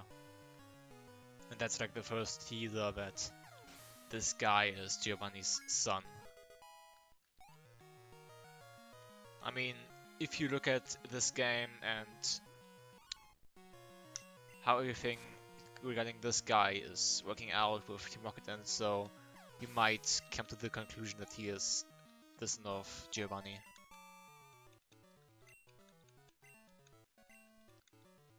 But it was confirmed in the, what's it called, Pokémon Origins, I think, where you get a little clip that's like 5 minutes long and him basically confirming that he is in fact Giovanni's son. It's a little neat detail that's like making this whole thing more realistic.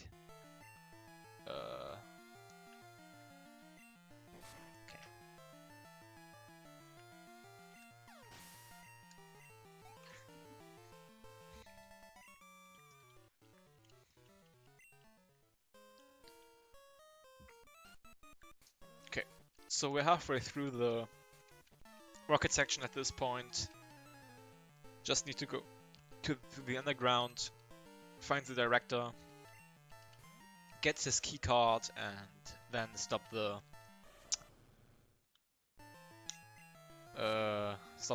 broadcast. And after that, we finally are back on track for having good gameplay and a good game.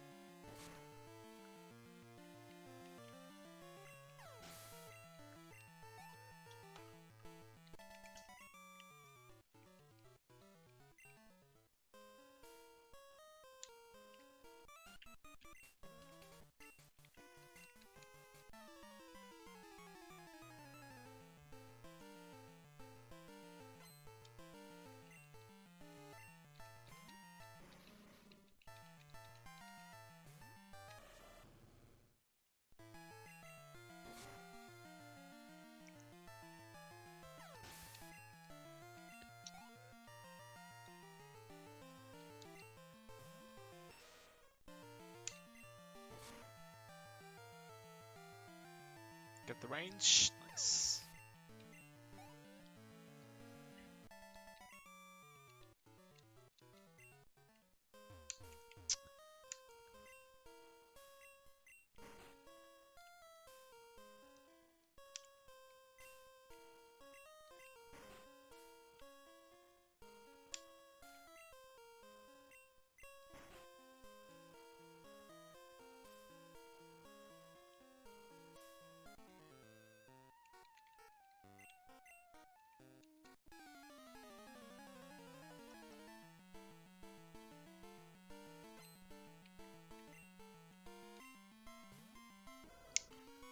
So I need to save a strength, so I'm gonna bite this guy here.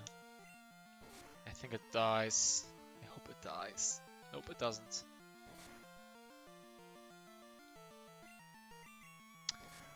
Doesn't matter, now I have enough strength left to finish this section without getting screwed over.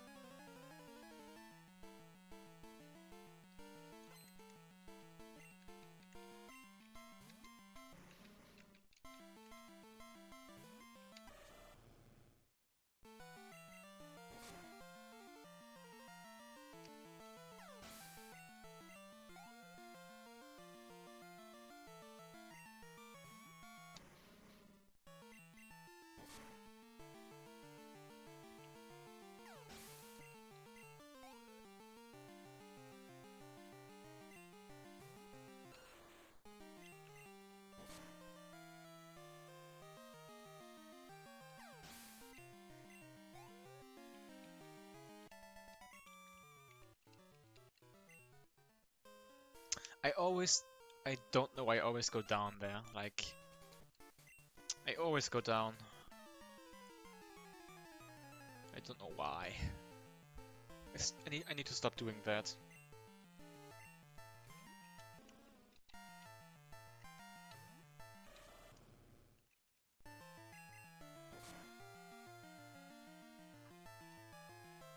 I messed up. Good, I didn't get poisoned. Okay, wow, I actually might run out of PP for bite.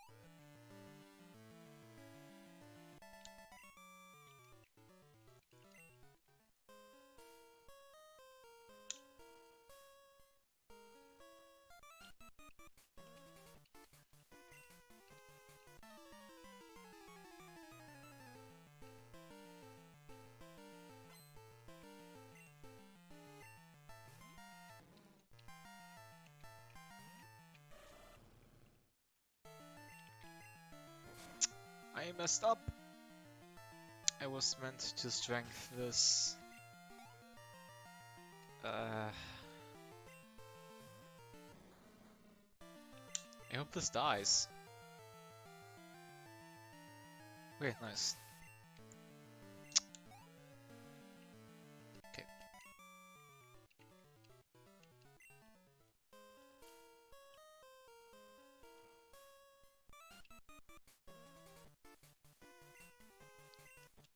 Okay. We are almost done with this section. There are only 5 more fights. This one included.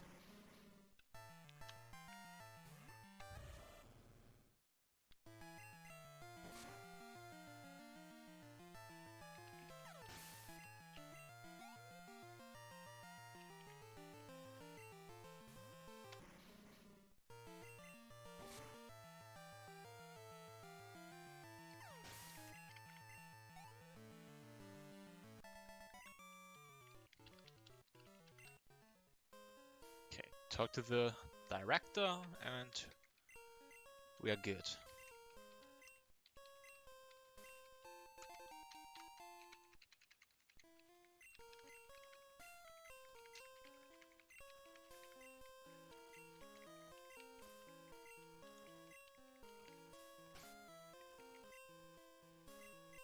Okay.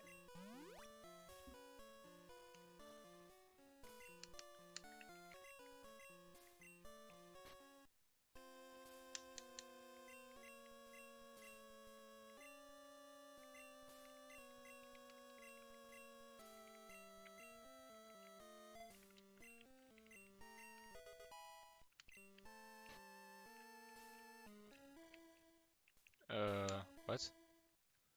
Oh, I don't have any more antidotes. Wow.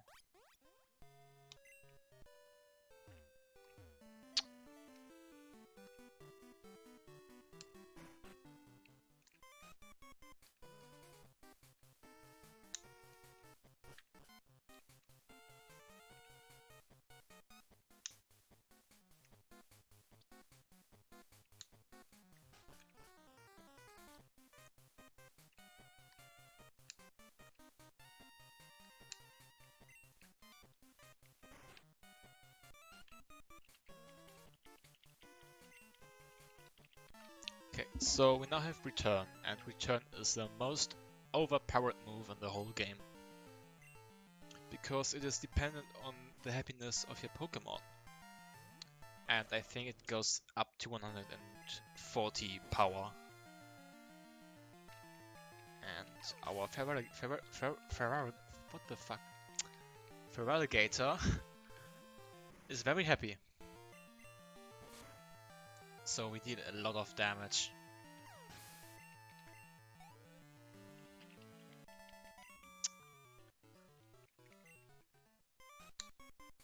But the thing about this is that our return PP is very limited. Like, we can't afford to don't get any ranges. Because if we do, we might have to struggle at the end of Johto before we get to the E4. Nice, got range.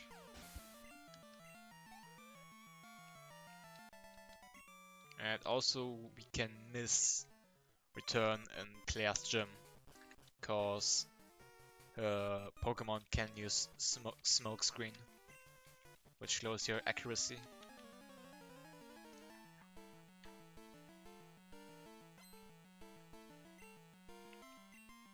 So we fight her again.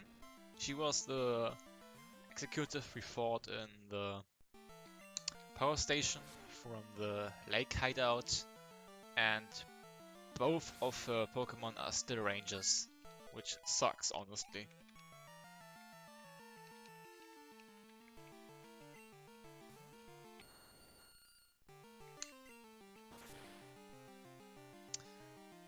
So get the range. Nice.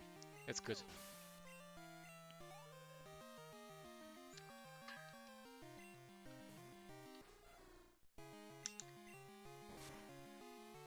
And we finally fight the last guy.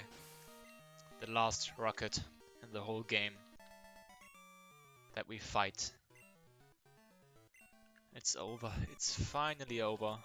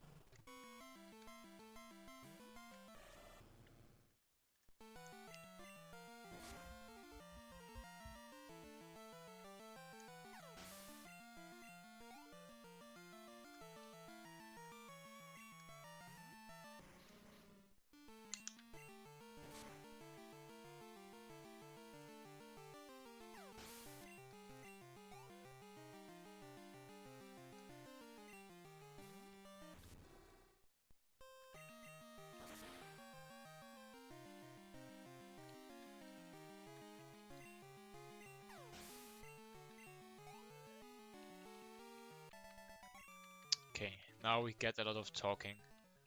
Like, a lot of talking.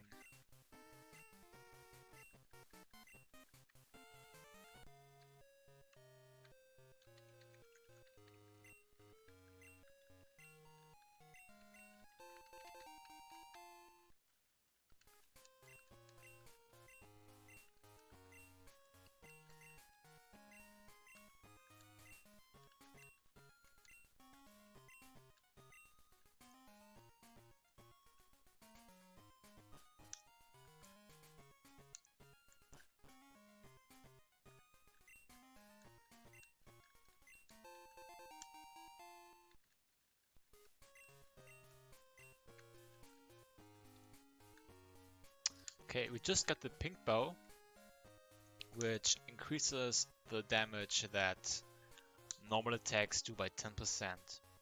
And because Return is a normal type move, we just pick it up and deal more damage.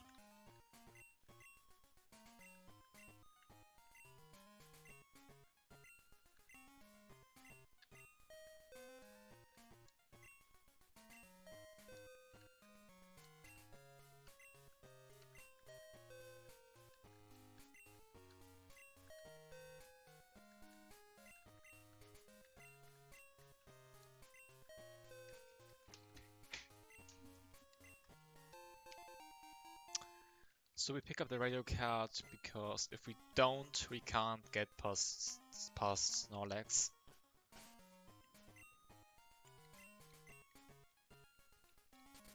Later on in Kanto.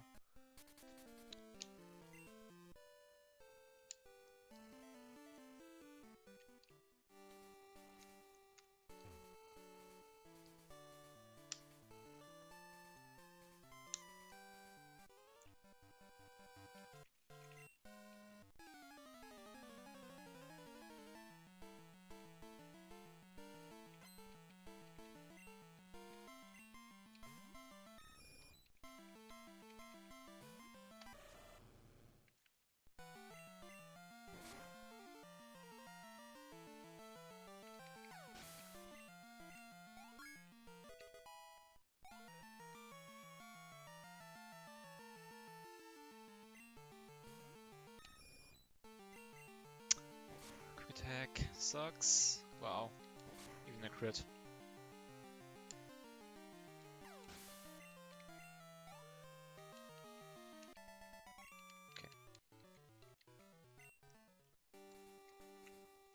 Okay, now we get caught by the shop owner because now that we biked with his bike through the whole land, we get to keep the bike, which is nice of him.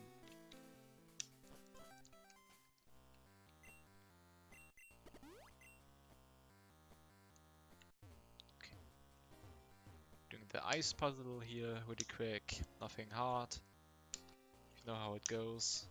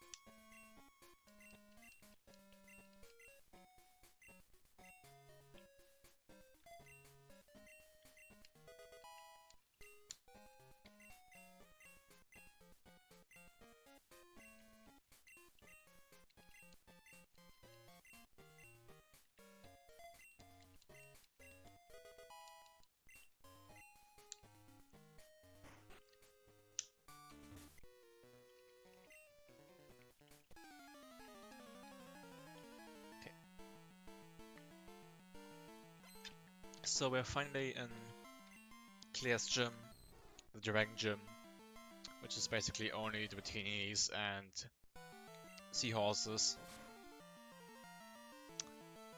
And we basically return everything except the Dragon Ass, which we Ice Punch.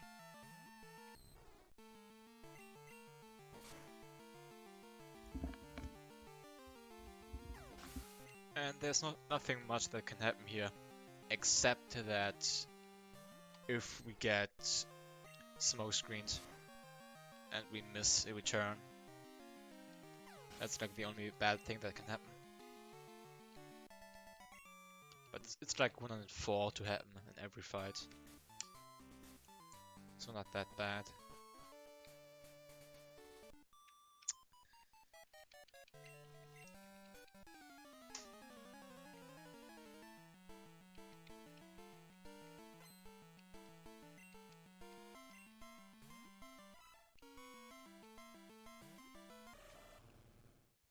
Okay. Critical once. Nope. Okay, that's fine.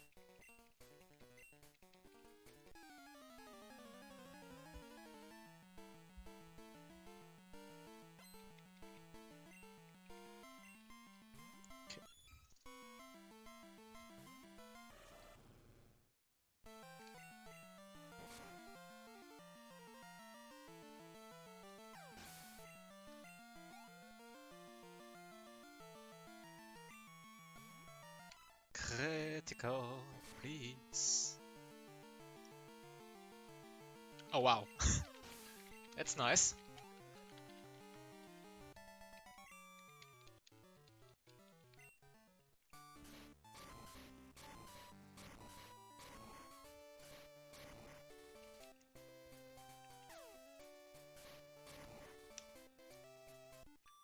Okay.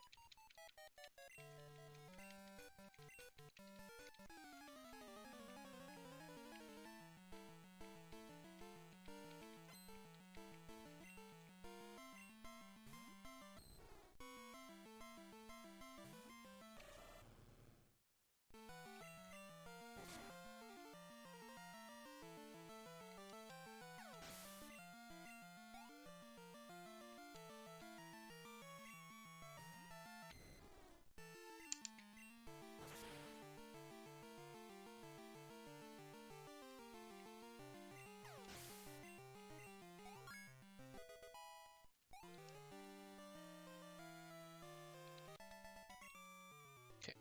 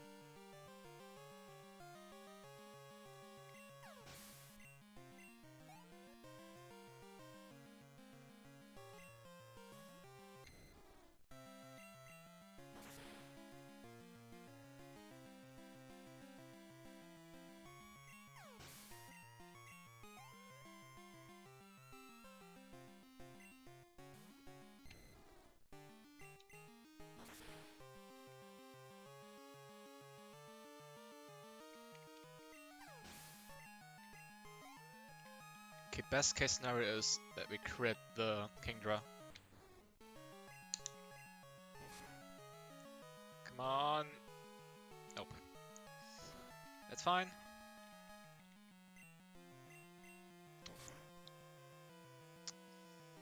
Good.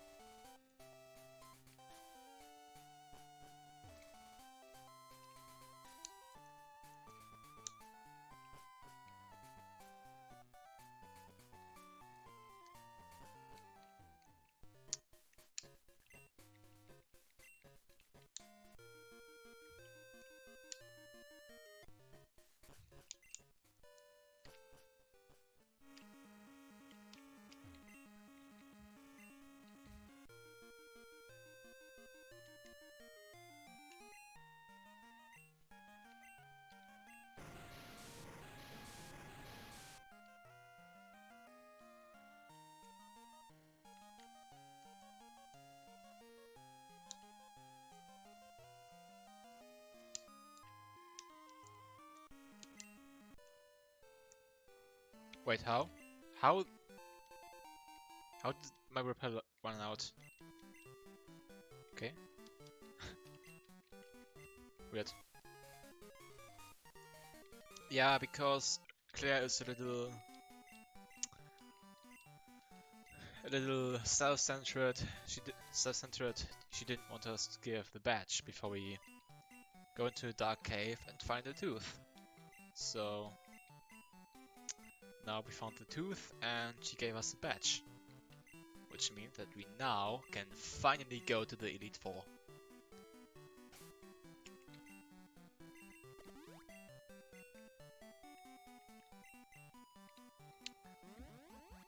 Okay.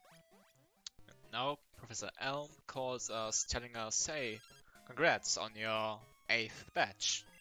Come to my lab and you will get a Master Ball. But joke's on you, we already got one. So we are ignoring him and going immediately to the Elite Four.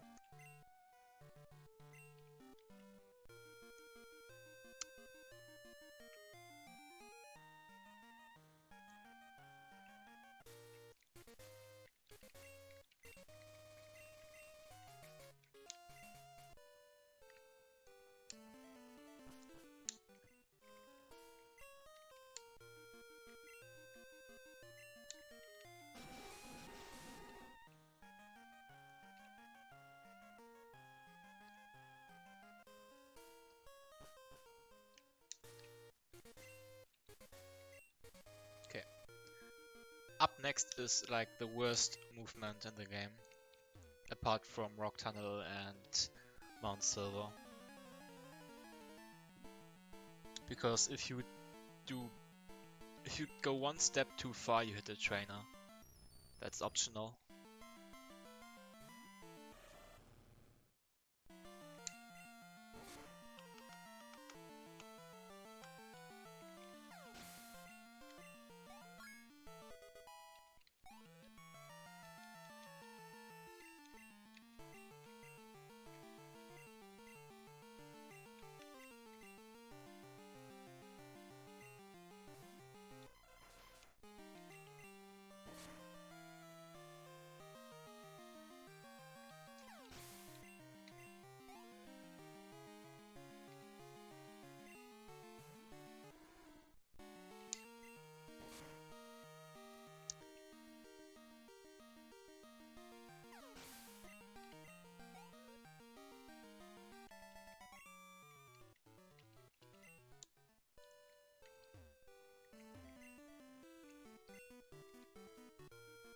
So if I would have gotten 2 steps further, I would have hit him. Which is kinda bad. Also, I was... What the My Lapras was just on the...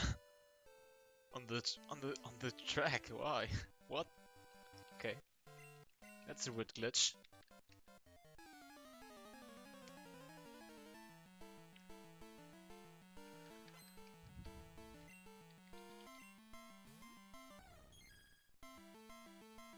Okay. So if we would have missed too many returns, we wouldn't be able to use return here on this Espeon. So we would have needed to struggle.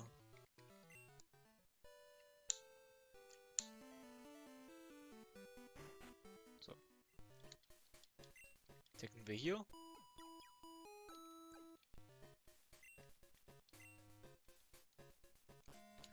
Hi, Jules. Wow. Can you not move? Good. That's a good pass. No way. There's no way that she hit me there. Wow. Okay. Gold is going good. This run is pretty bad, honestly, because I got a bit of bad luck and I haven't really playing good. But we are past the most boring section now.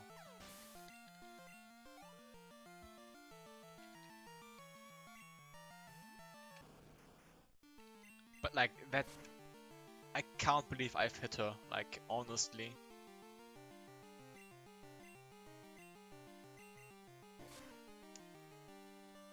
Like, there's no way I did that buffering so good.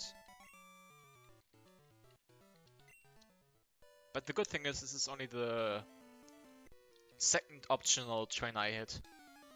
Well, Jules, at this point, EXP is meaningless. EXP becomes meaningless after Chuck.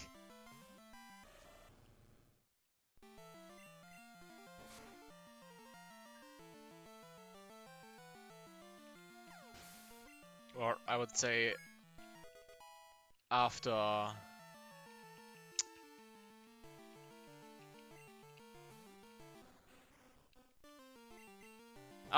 Whitney.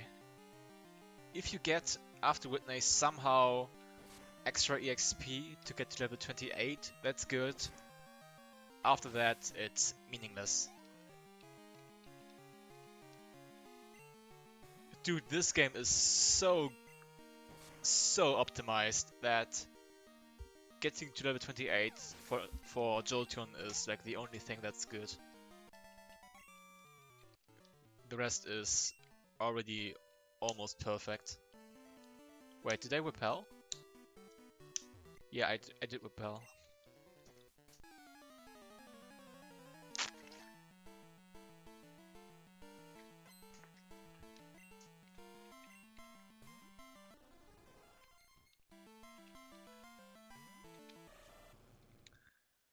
Don't ask me, ask Pseudo. Ping him on Discord, call his mother, but make him change the game title.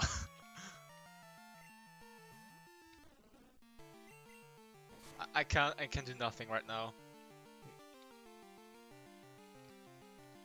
No, ping him Discord.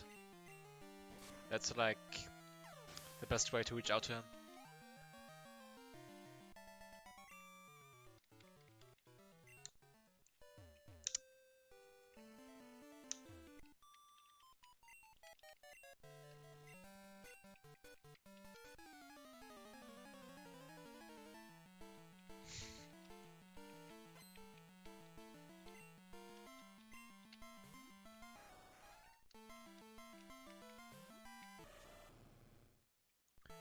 In discussions. Just add to the trainer in discussions. You should see it there.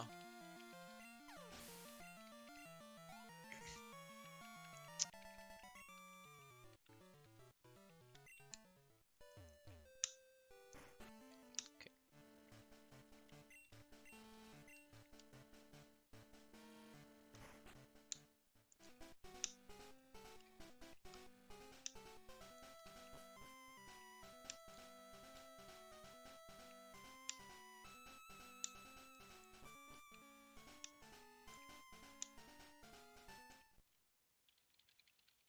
Yeah, it's a good game to run, honestly.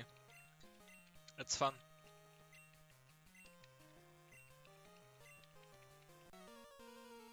I can only recommend doing it yourself if you like the game as a kid. Okay. The last rival fight. Let's see.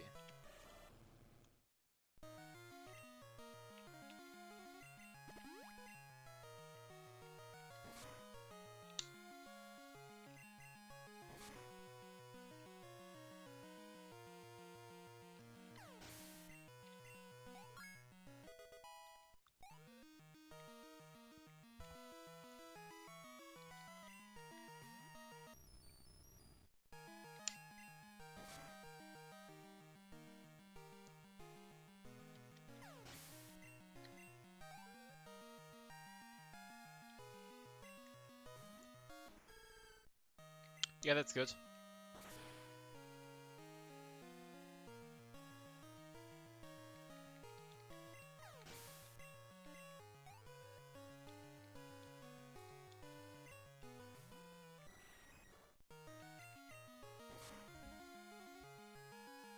Thanks, Jules. I mean, he's hosting the stream, so he should be awake.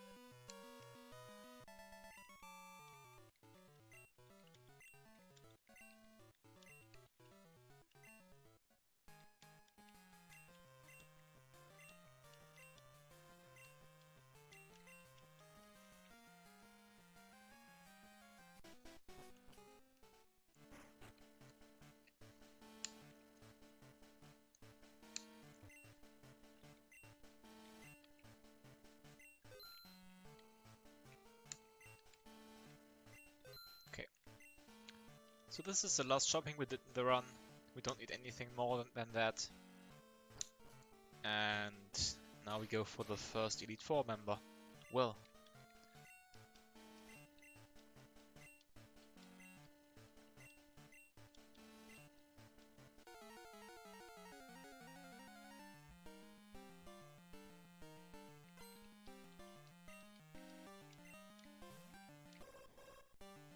So we can get confused here, which is just the title. Exclamation point, title, and then the title.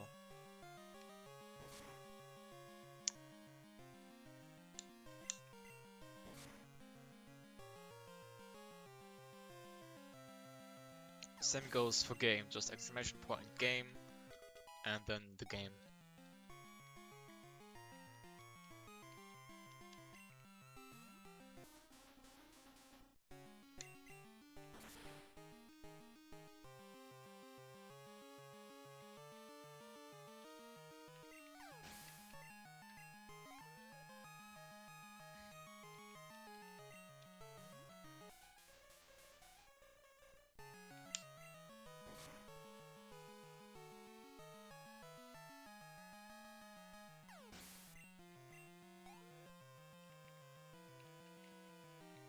Okay, this Slowbro here is actually a 2-shot and can be a 3-shot if we low roll. I don't know, could be a 2-shot. Yep, nice.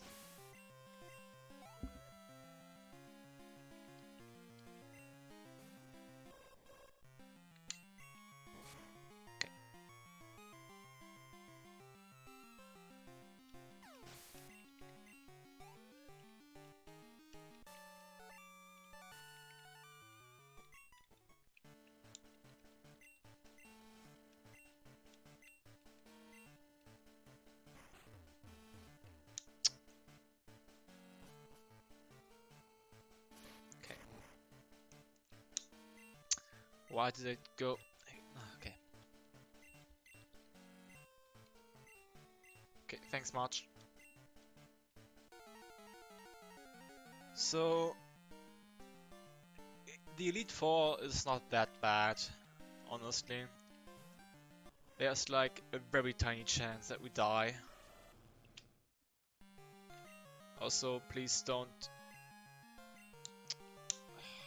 use. Good. You could have used double team, which would have been bad, honestly. Because then I would have to set up an X accuracy.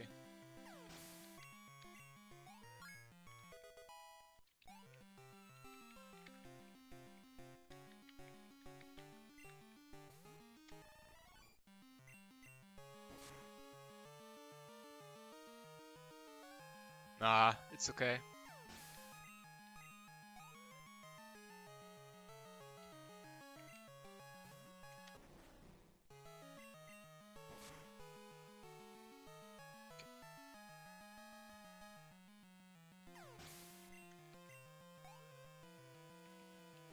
Okay.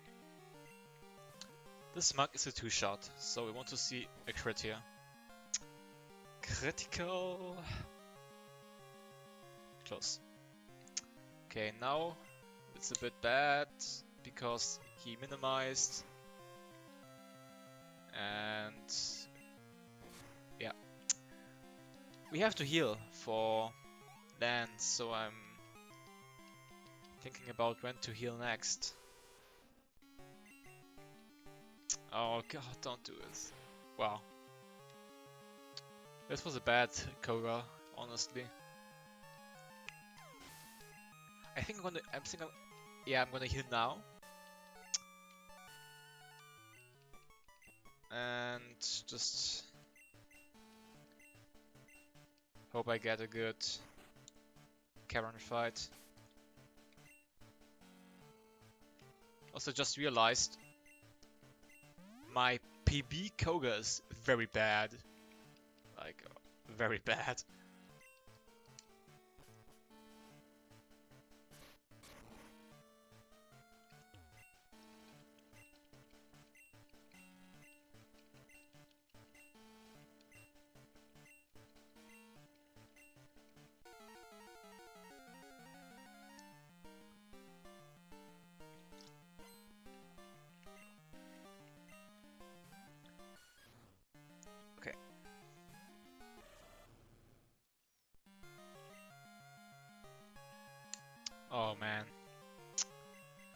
forgot. I'm down here already. So because he uses stick, we can just set up 2x attacks easily, and he can do nothing. Like, he does almost no damage.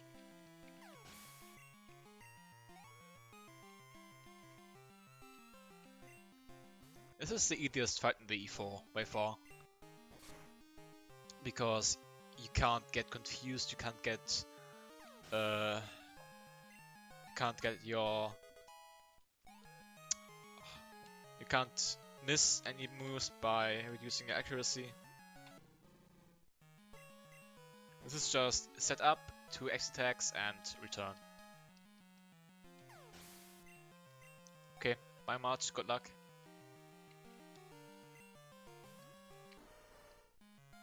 Yeah, sure, will do.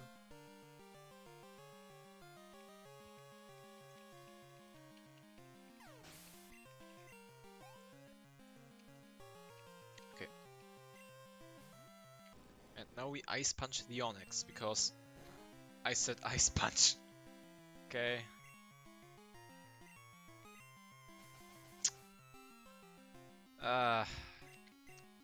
Game 8 my input. But yeah, I just realized my PB E4 is so bad. Like, honestly, wow.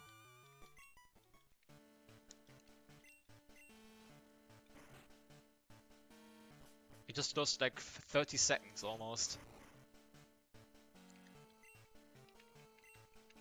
Okay.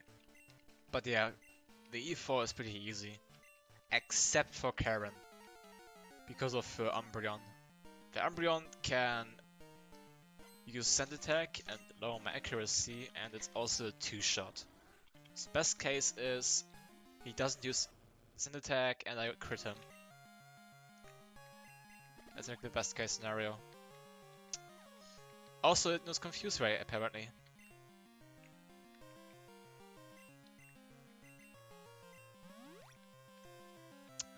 I didn't know that, honestly. that it knows Confuse Ray.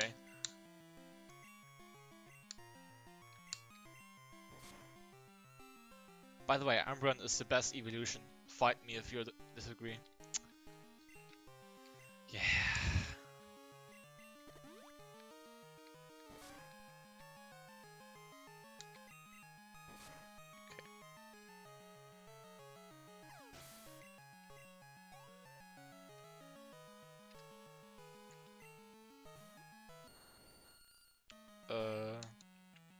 Ice Punch. Yeah, Umbreon is the best evolution. Fight me if you disagree.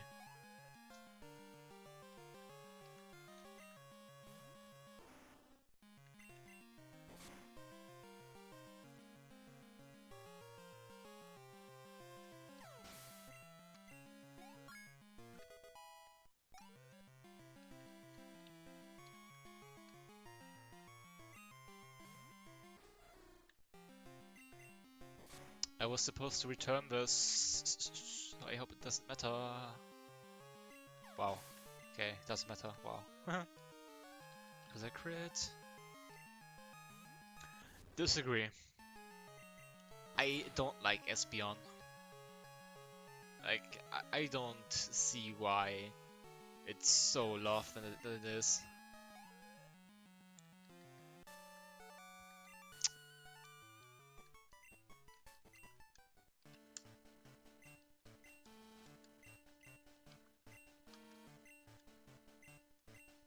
Yeah, well, yeah, screw Benji. Benji doesn't know shit. I think Glaceon is very underrated. Like, very underrated. But Umbreon stands atop of all. Okay. So this is a pretty easy fight. We can't die here. And the only thing that can happen is that the Aerodactyl is faster than us. So best case is we crit the Gyarados and we are faster than the Aerodactyl. Okay.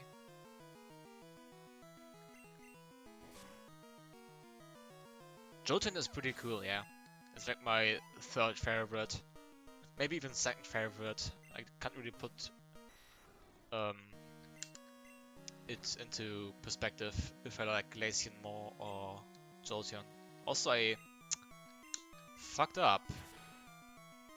I'm fucked. I just realized I'm fucked.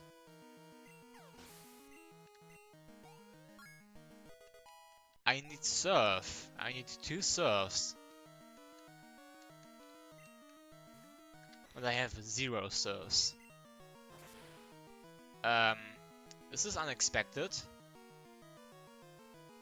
Where did all my... Oh yeah, I know where my surfs go. I surfed the Murkrow and I surfed the Dragonite. But it's still fine. I can win this. I can win this.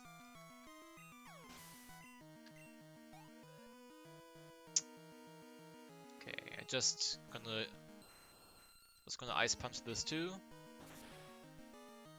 I hope it dies, honestly. Nice, it dies with a crit.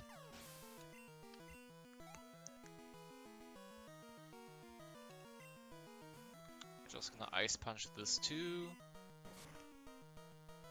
This doesn't die, no. Yeah. Oh my goodness. Okay. Please die. Okay.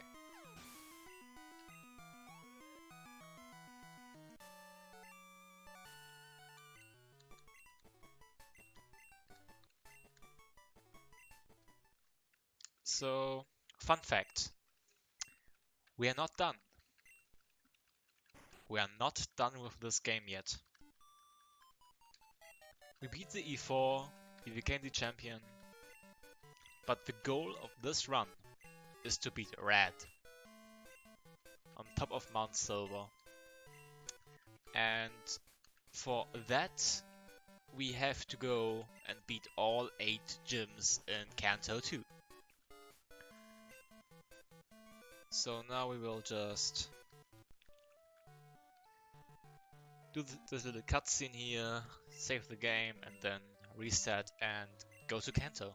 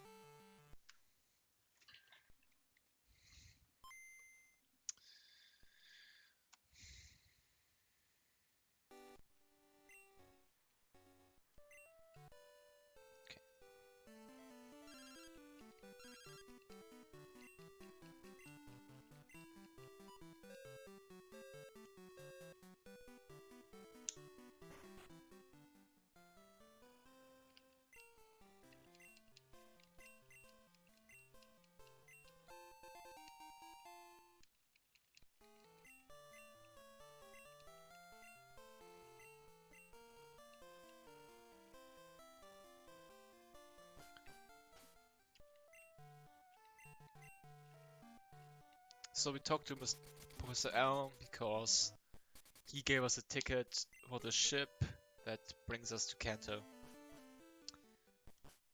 With the intention that we catch all the Pokémon and become, I guess, champion again. No. But honestly, this is like so easy. It's very execution heavy, for sure. Especially Rock Tunnel and Mount Silver. You will see why in like 10 minutes. Oh no, rather 5 minutes. But it's honestly fun to just go through all this in like 45 minutes.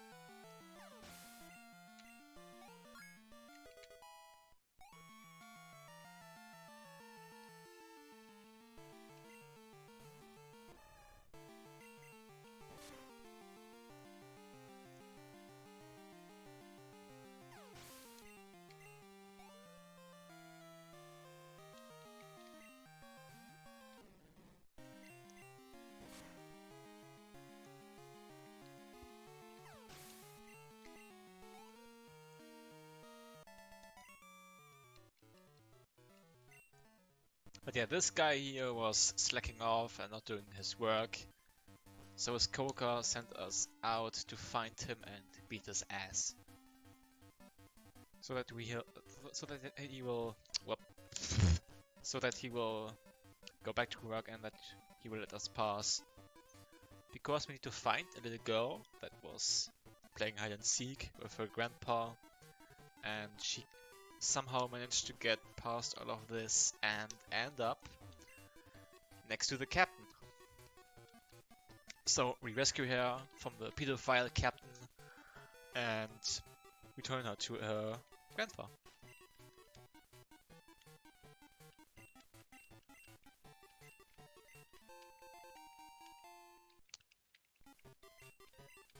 And lo and behold, we are in the Million City.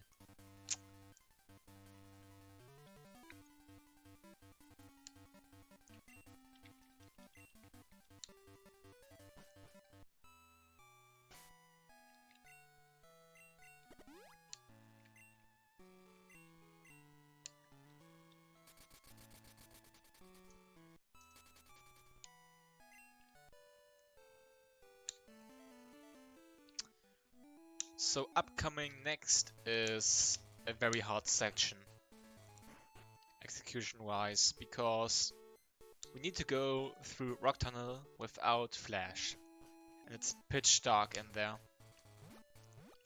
So this takes a bit of practice to pull off.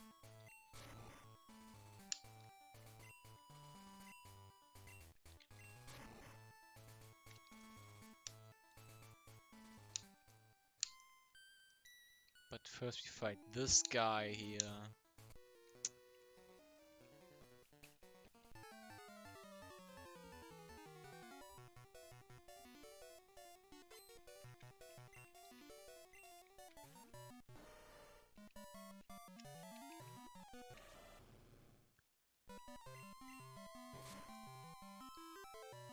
But yeah, serious time now.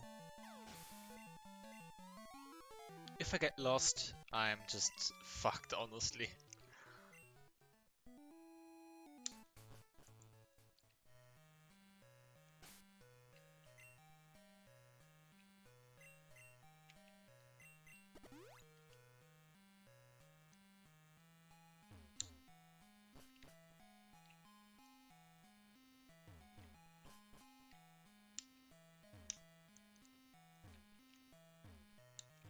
Hello?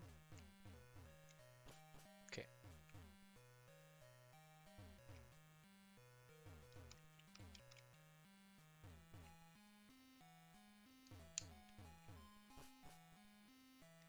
Okay, nice. We got it.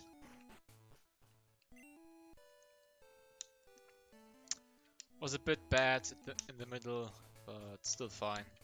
Wow.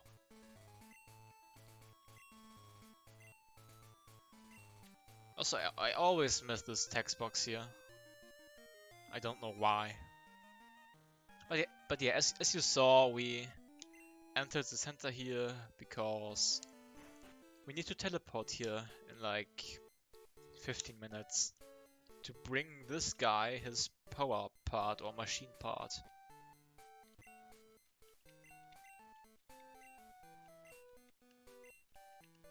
And before we need to go all the way back, we can rather just go into the center and teleport.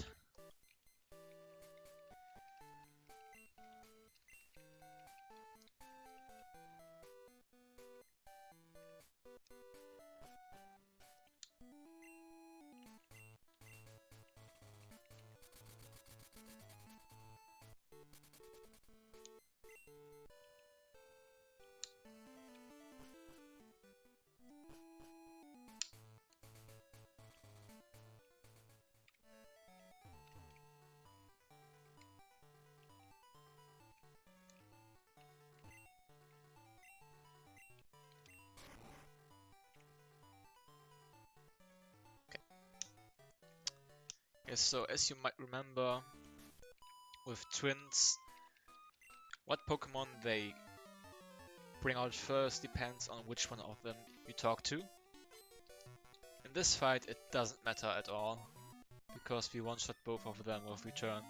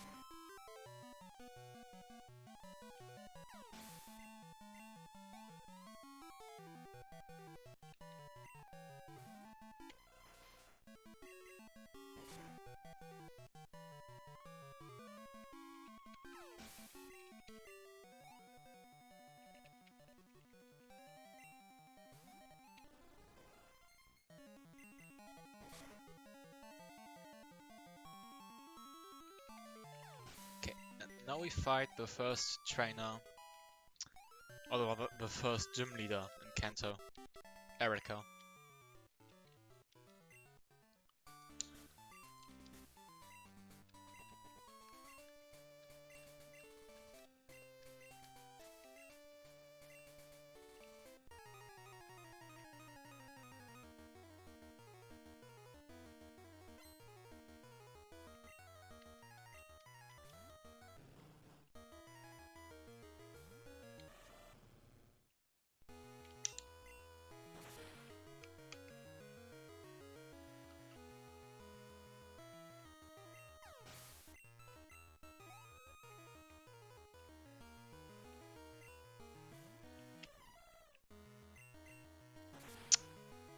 Ah, okay. I was meant to return this, but whatever. Doesn't matter.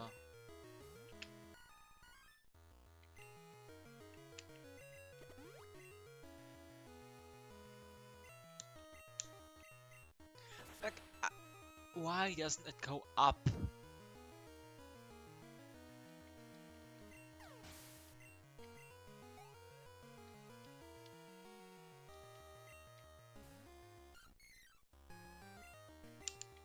Okay.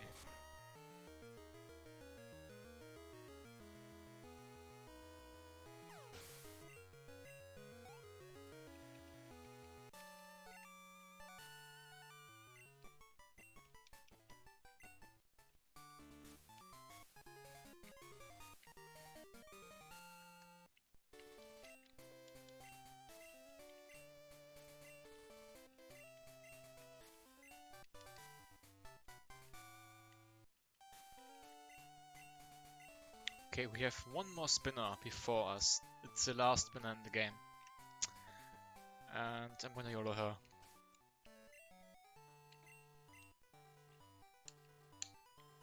Wow.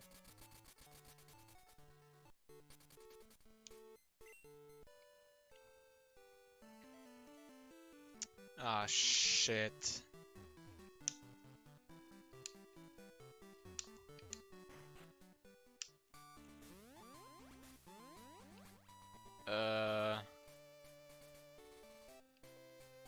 Down? Yeah, down.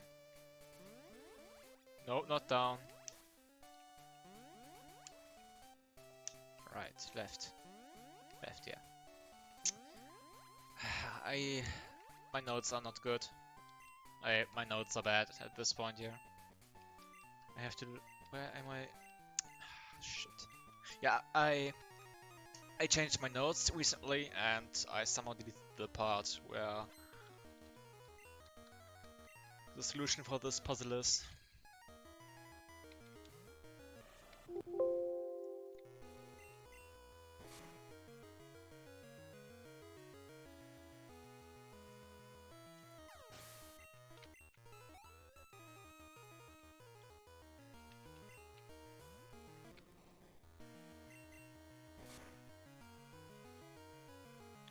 Okay, I got it.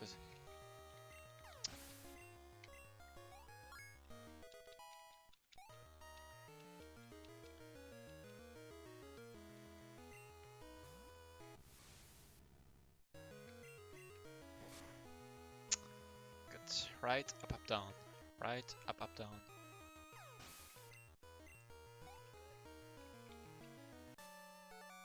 Hang on. Shit.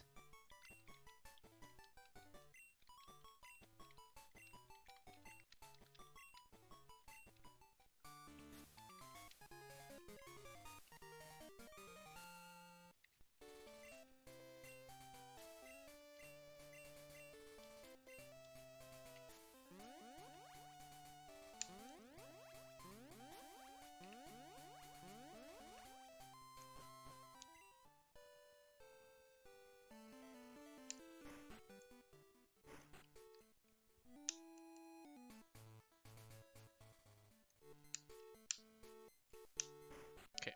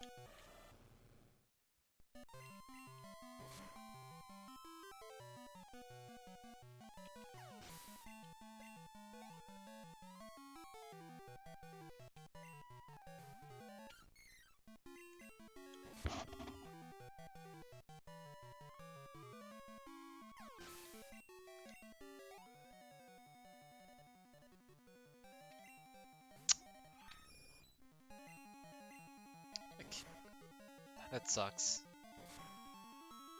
Cause we want to get at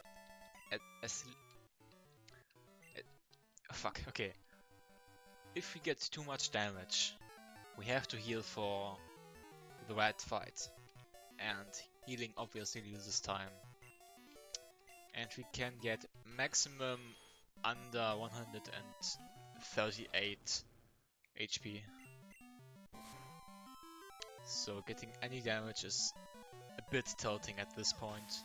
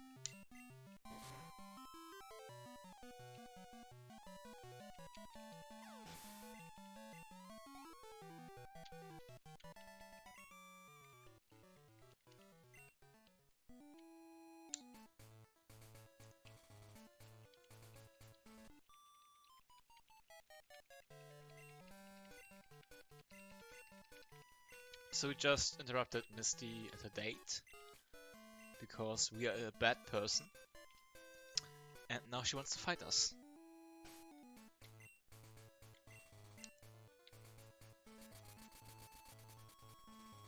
And I can't be mad at her for it.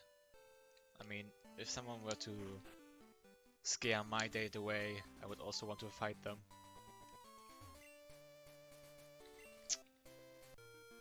Okay.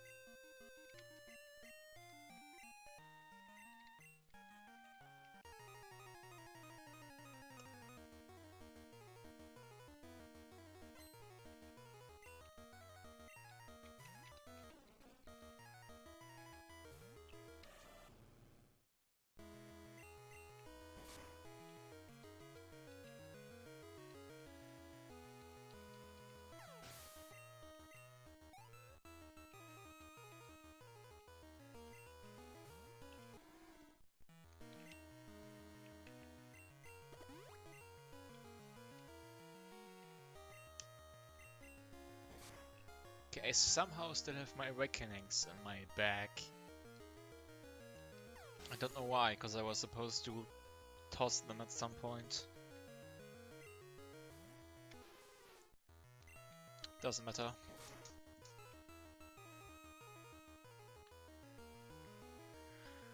Because there's no instance where I can get put to sleep.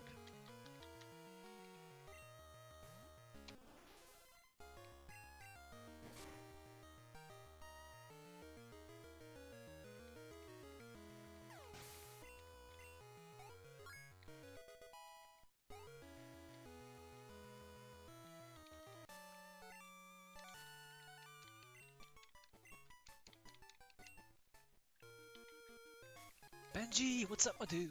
Hello. And welcome to Pokemon Gold.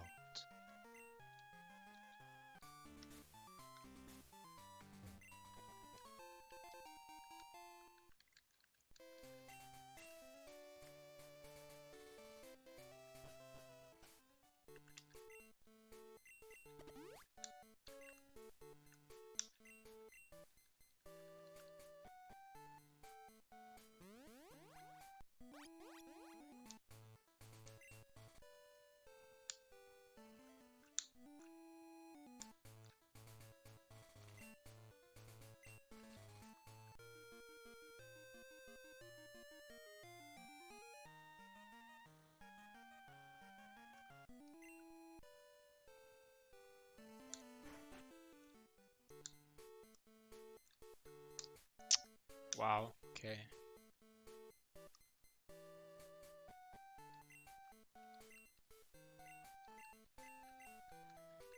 So we gave him, or we give him back the machine part we found, and as a thank you he gives us TM07, Zap Cannon, which is totally useless. But we need to do this because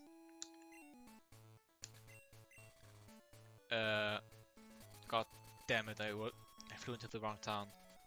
Um, because we want to get the radio card. And to get the radio card, we need to make this guy happy. This guy, here. And to make him happy, we need to fix the power plant, because his job is kinda to make music, I guess. Also, they turned the graveyard here into a radio tower, which is kinda very morbid.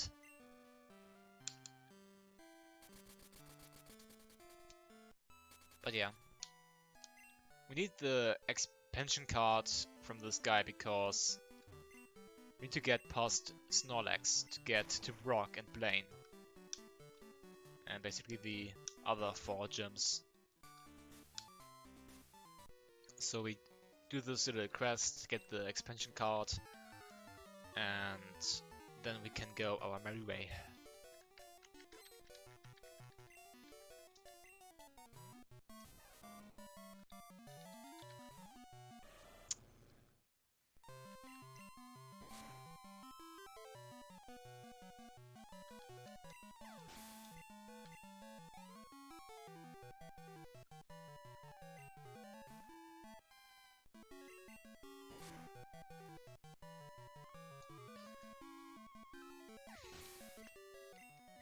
Yeah, we had to kill a Pikachu, sadly. But I'll guarantee you want to kill Pikachus in this run, because Red's Pikachu is like the worst. So, question. Do you guys want me to YOLO Red, or should I save for Red? Strongly disagree. Strongly disagree, Benji. But yeah, do you want me to save for the last fight in the game? Is what I'm asking. Because if we die, we can just go back. We just have to make a quick detour and buy a few more items.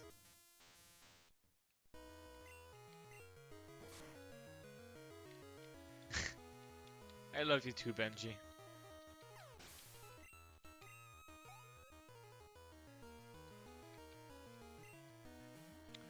Because the chance of us dying to Red is like 53%.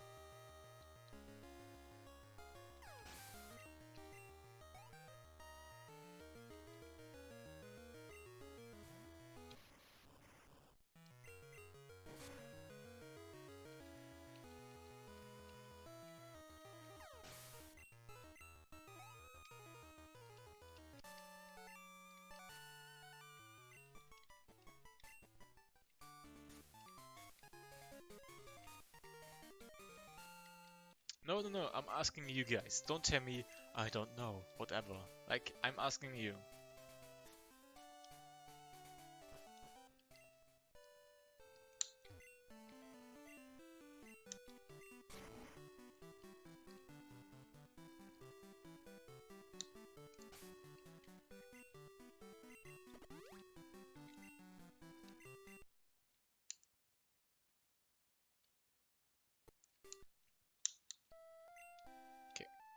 That's the reason why we want to get the Poké Flute, because Snorlax is blocking our way. Okay, so if you guys can't decide, I'm gonna say, if we have to heal after blue, I'm gonna save. If not, I'm gonna not save and just YOLO red.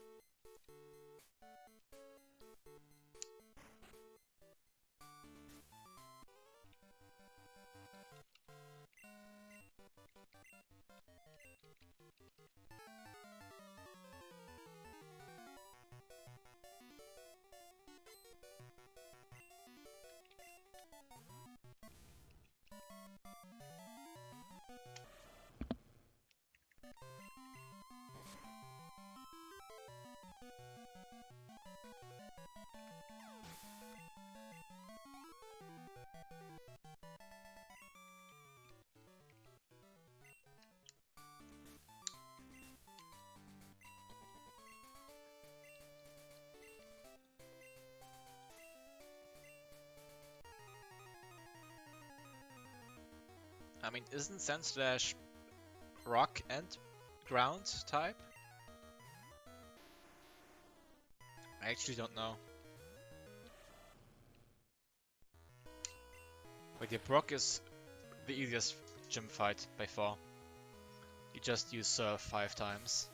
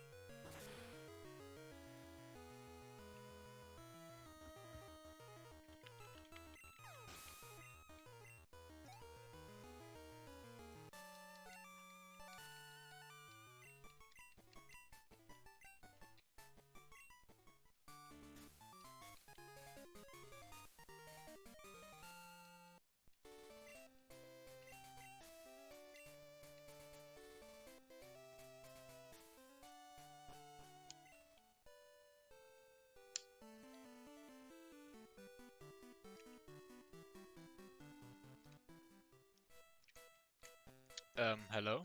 Game? What the fuck? Okay. So apparently Iridian Forest has been burnt because this is all that's left.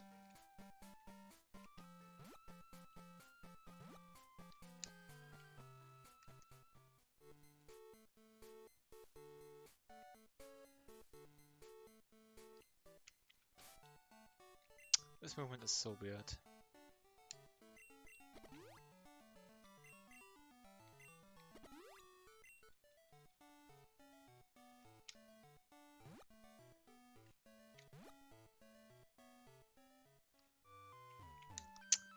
Okay, just...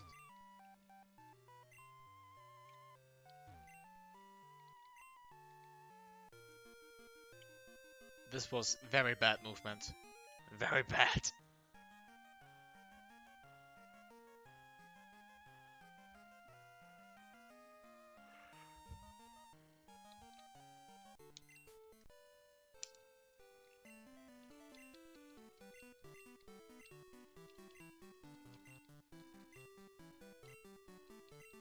I might have a problem with my repel later because I did a lot of extra steps.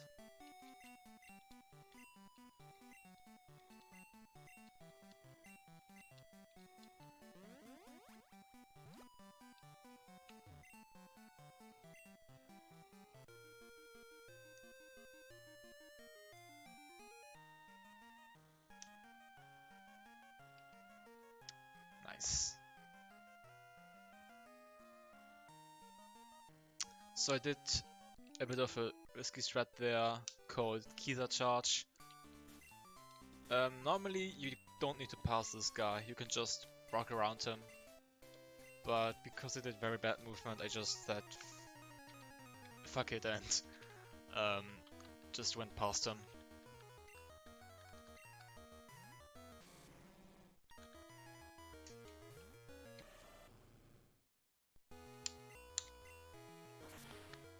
That saves around 4 seconds.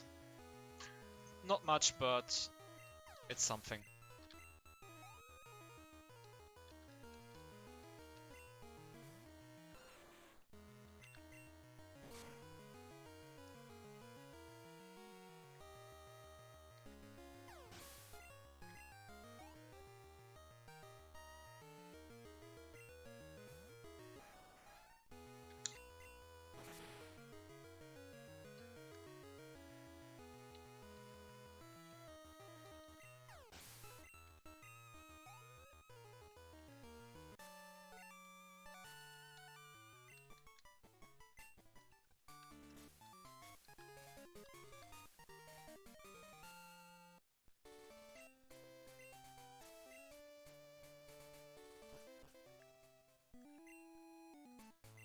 Okay.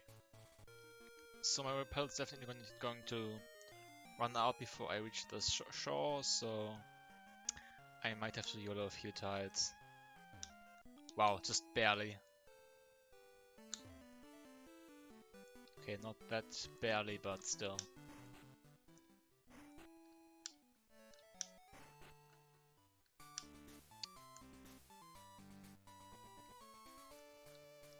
I thought it was way worse, honestly. Okay. So Janine is also a pretty easy fight. We just return 5 times. The only thing where we can lose time is if she uses a dire hit on her last Pokemon. That loses like 5 seconds.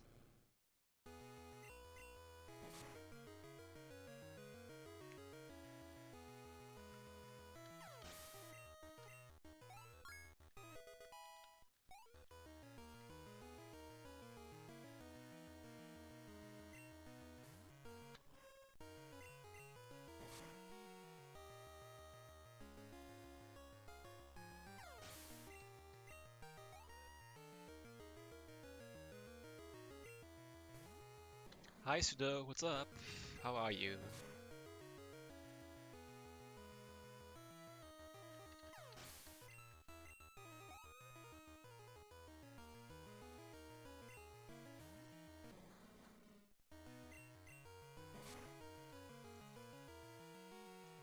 Okay.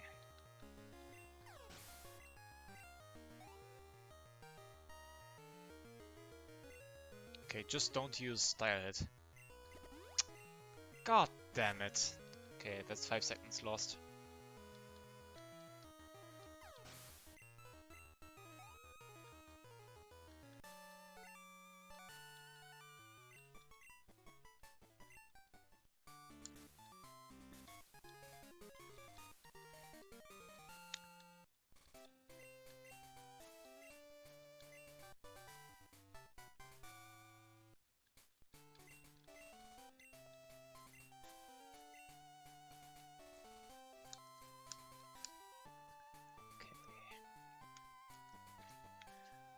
So, hang on.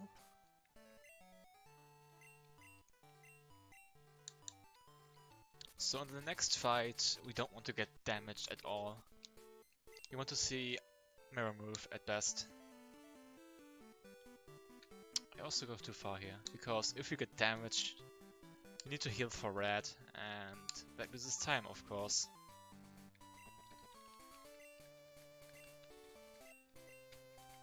So we want to see mirror move twice. Because we need to set up 2x attack here. And the funny thing about this fight is that this is the only fight where the AI cheats. The AI is cheating in this fight. You know why? because the AI is actually checking our defense DV. Wow, I barely have to heal. Like, I think I'm 1 HP over not healing. Yeah, the AI is cheating at this point. It checks our defense DV to look if his Arcanine is supposed to use extreme speed or not. If our AI, if our DV is 15 or 14, it will use extreme speed. If it's under that, it will not. So the Totodile we nipped at the start has a defense DV of 13. So that his Arcanine won't use extreme speed on us.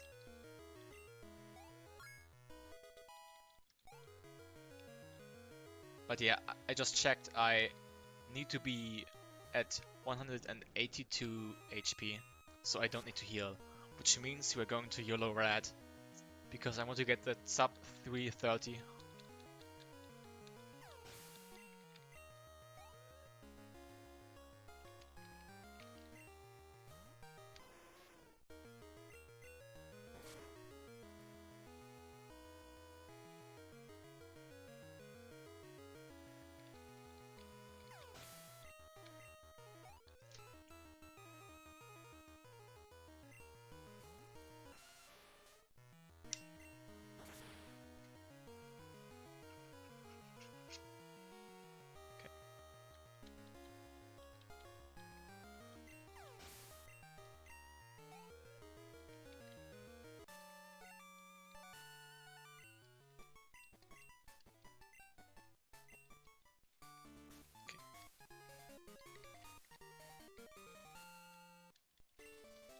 Now, if it is 14 or 15,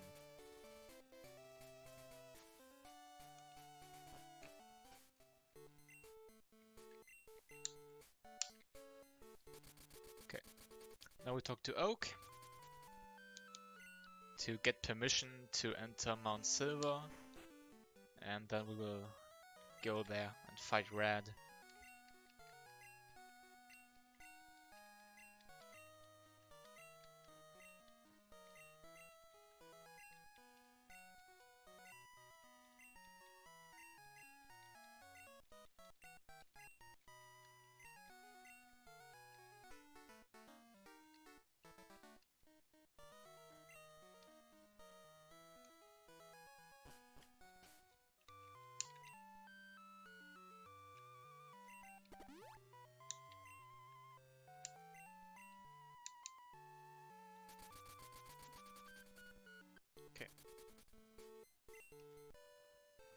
Okay, focus time.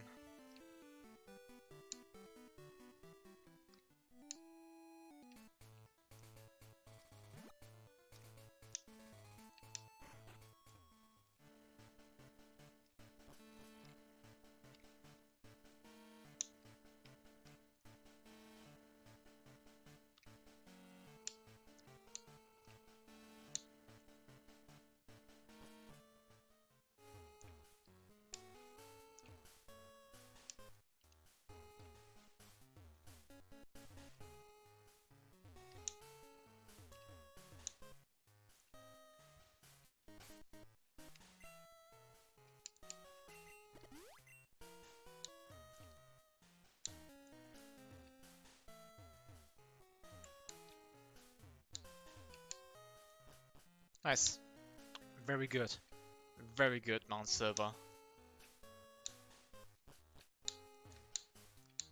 That was like my best Mount Silver ever. Okay, I didn't save, oh god. What have I done? Okay.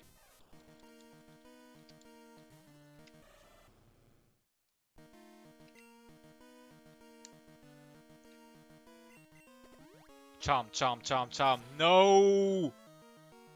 I'm verdammt.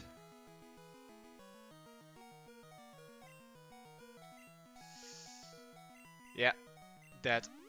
Come on, miss, miss, miss, miss, miss, miss, miss. Okay. So we want to see charm, because charm doesn't work on us. Because we set up an... Nice! That's so good. Okay. Are you kidding me? No! No!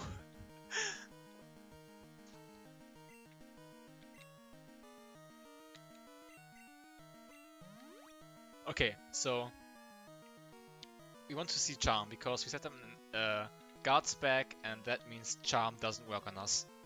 Oh my god. And if he uses Thunder, he is 30% to miss. Nice, we win. Okay, we win this fight. There's no way we lose now. But yeah. So if he uses Thunder, he will continue to use Thunder until he misses. And it's 30% to miss.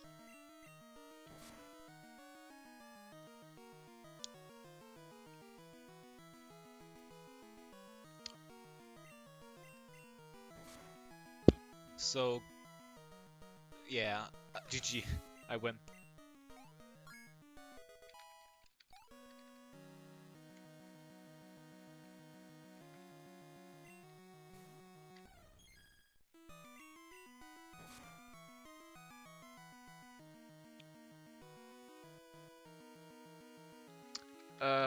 After the last text box.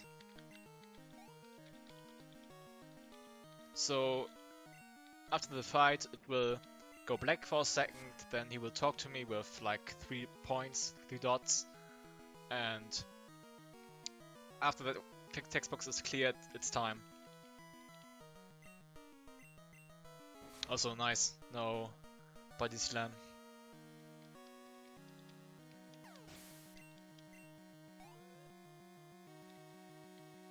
Okay.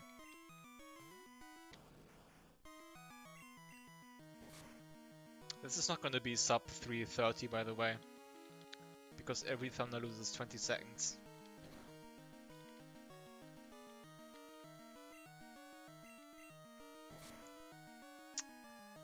Okay.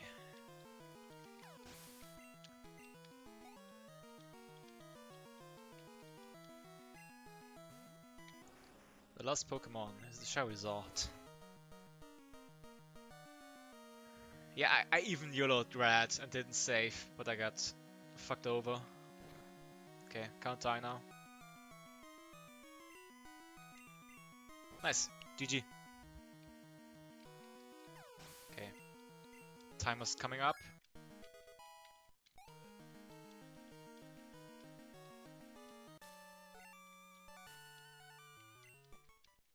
And time.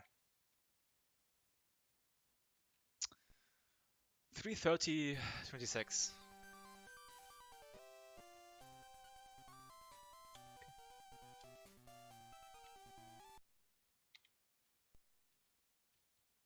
Okay, let's see. I want to see what my in-game time is.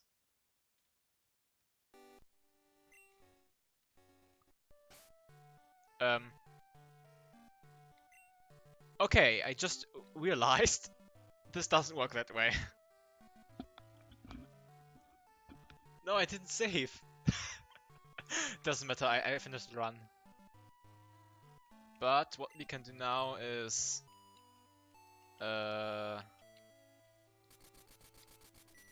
bring back Kenya.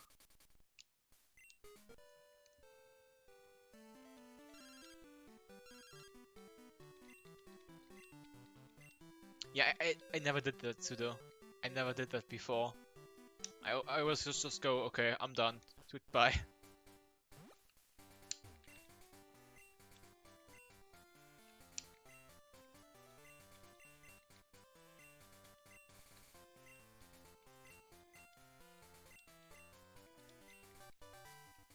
But yeah, that was Pokemon Gold 80% Glitchless. And yeah, we got to bring back Kenya. What's next? What's next on the schedule? I think it is. Let me see. Neighbors from Hell from March.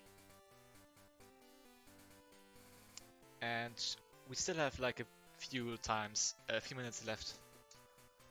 So I'm gonna let Sudo take over, and thanks for watching. Hope you had fun, and goodbye.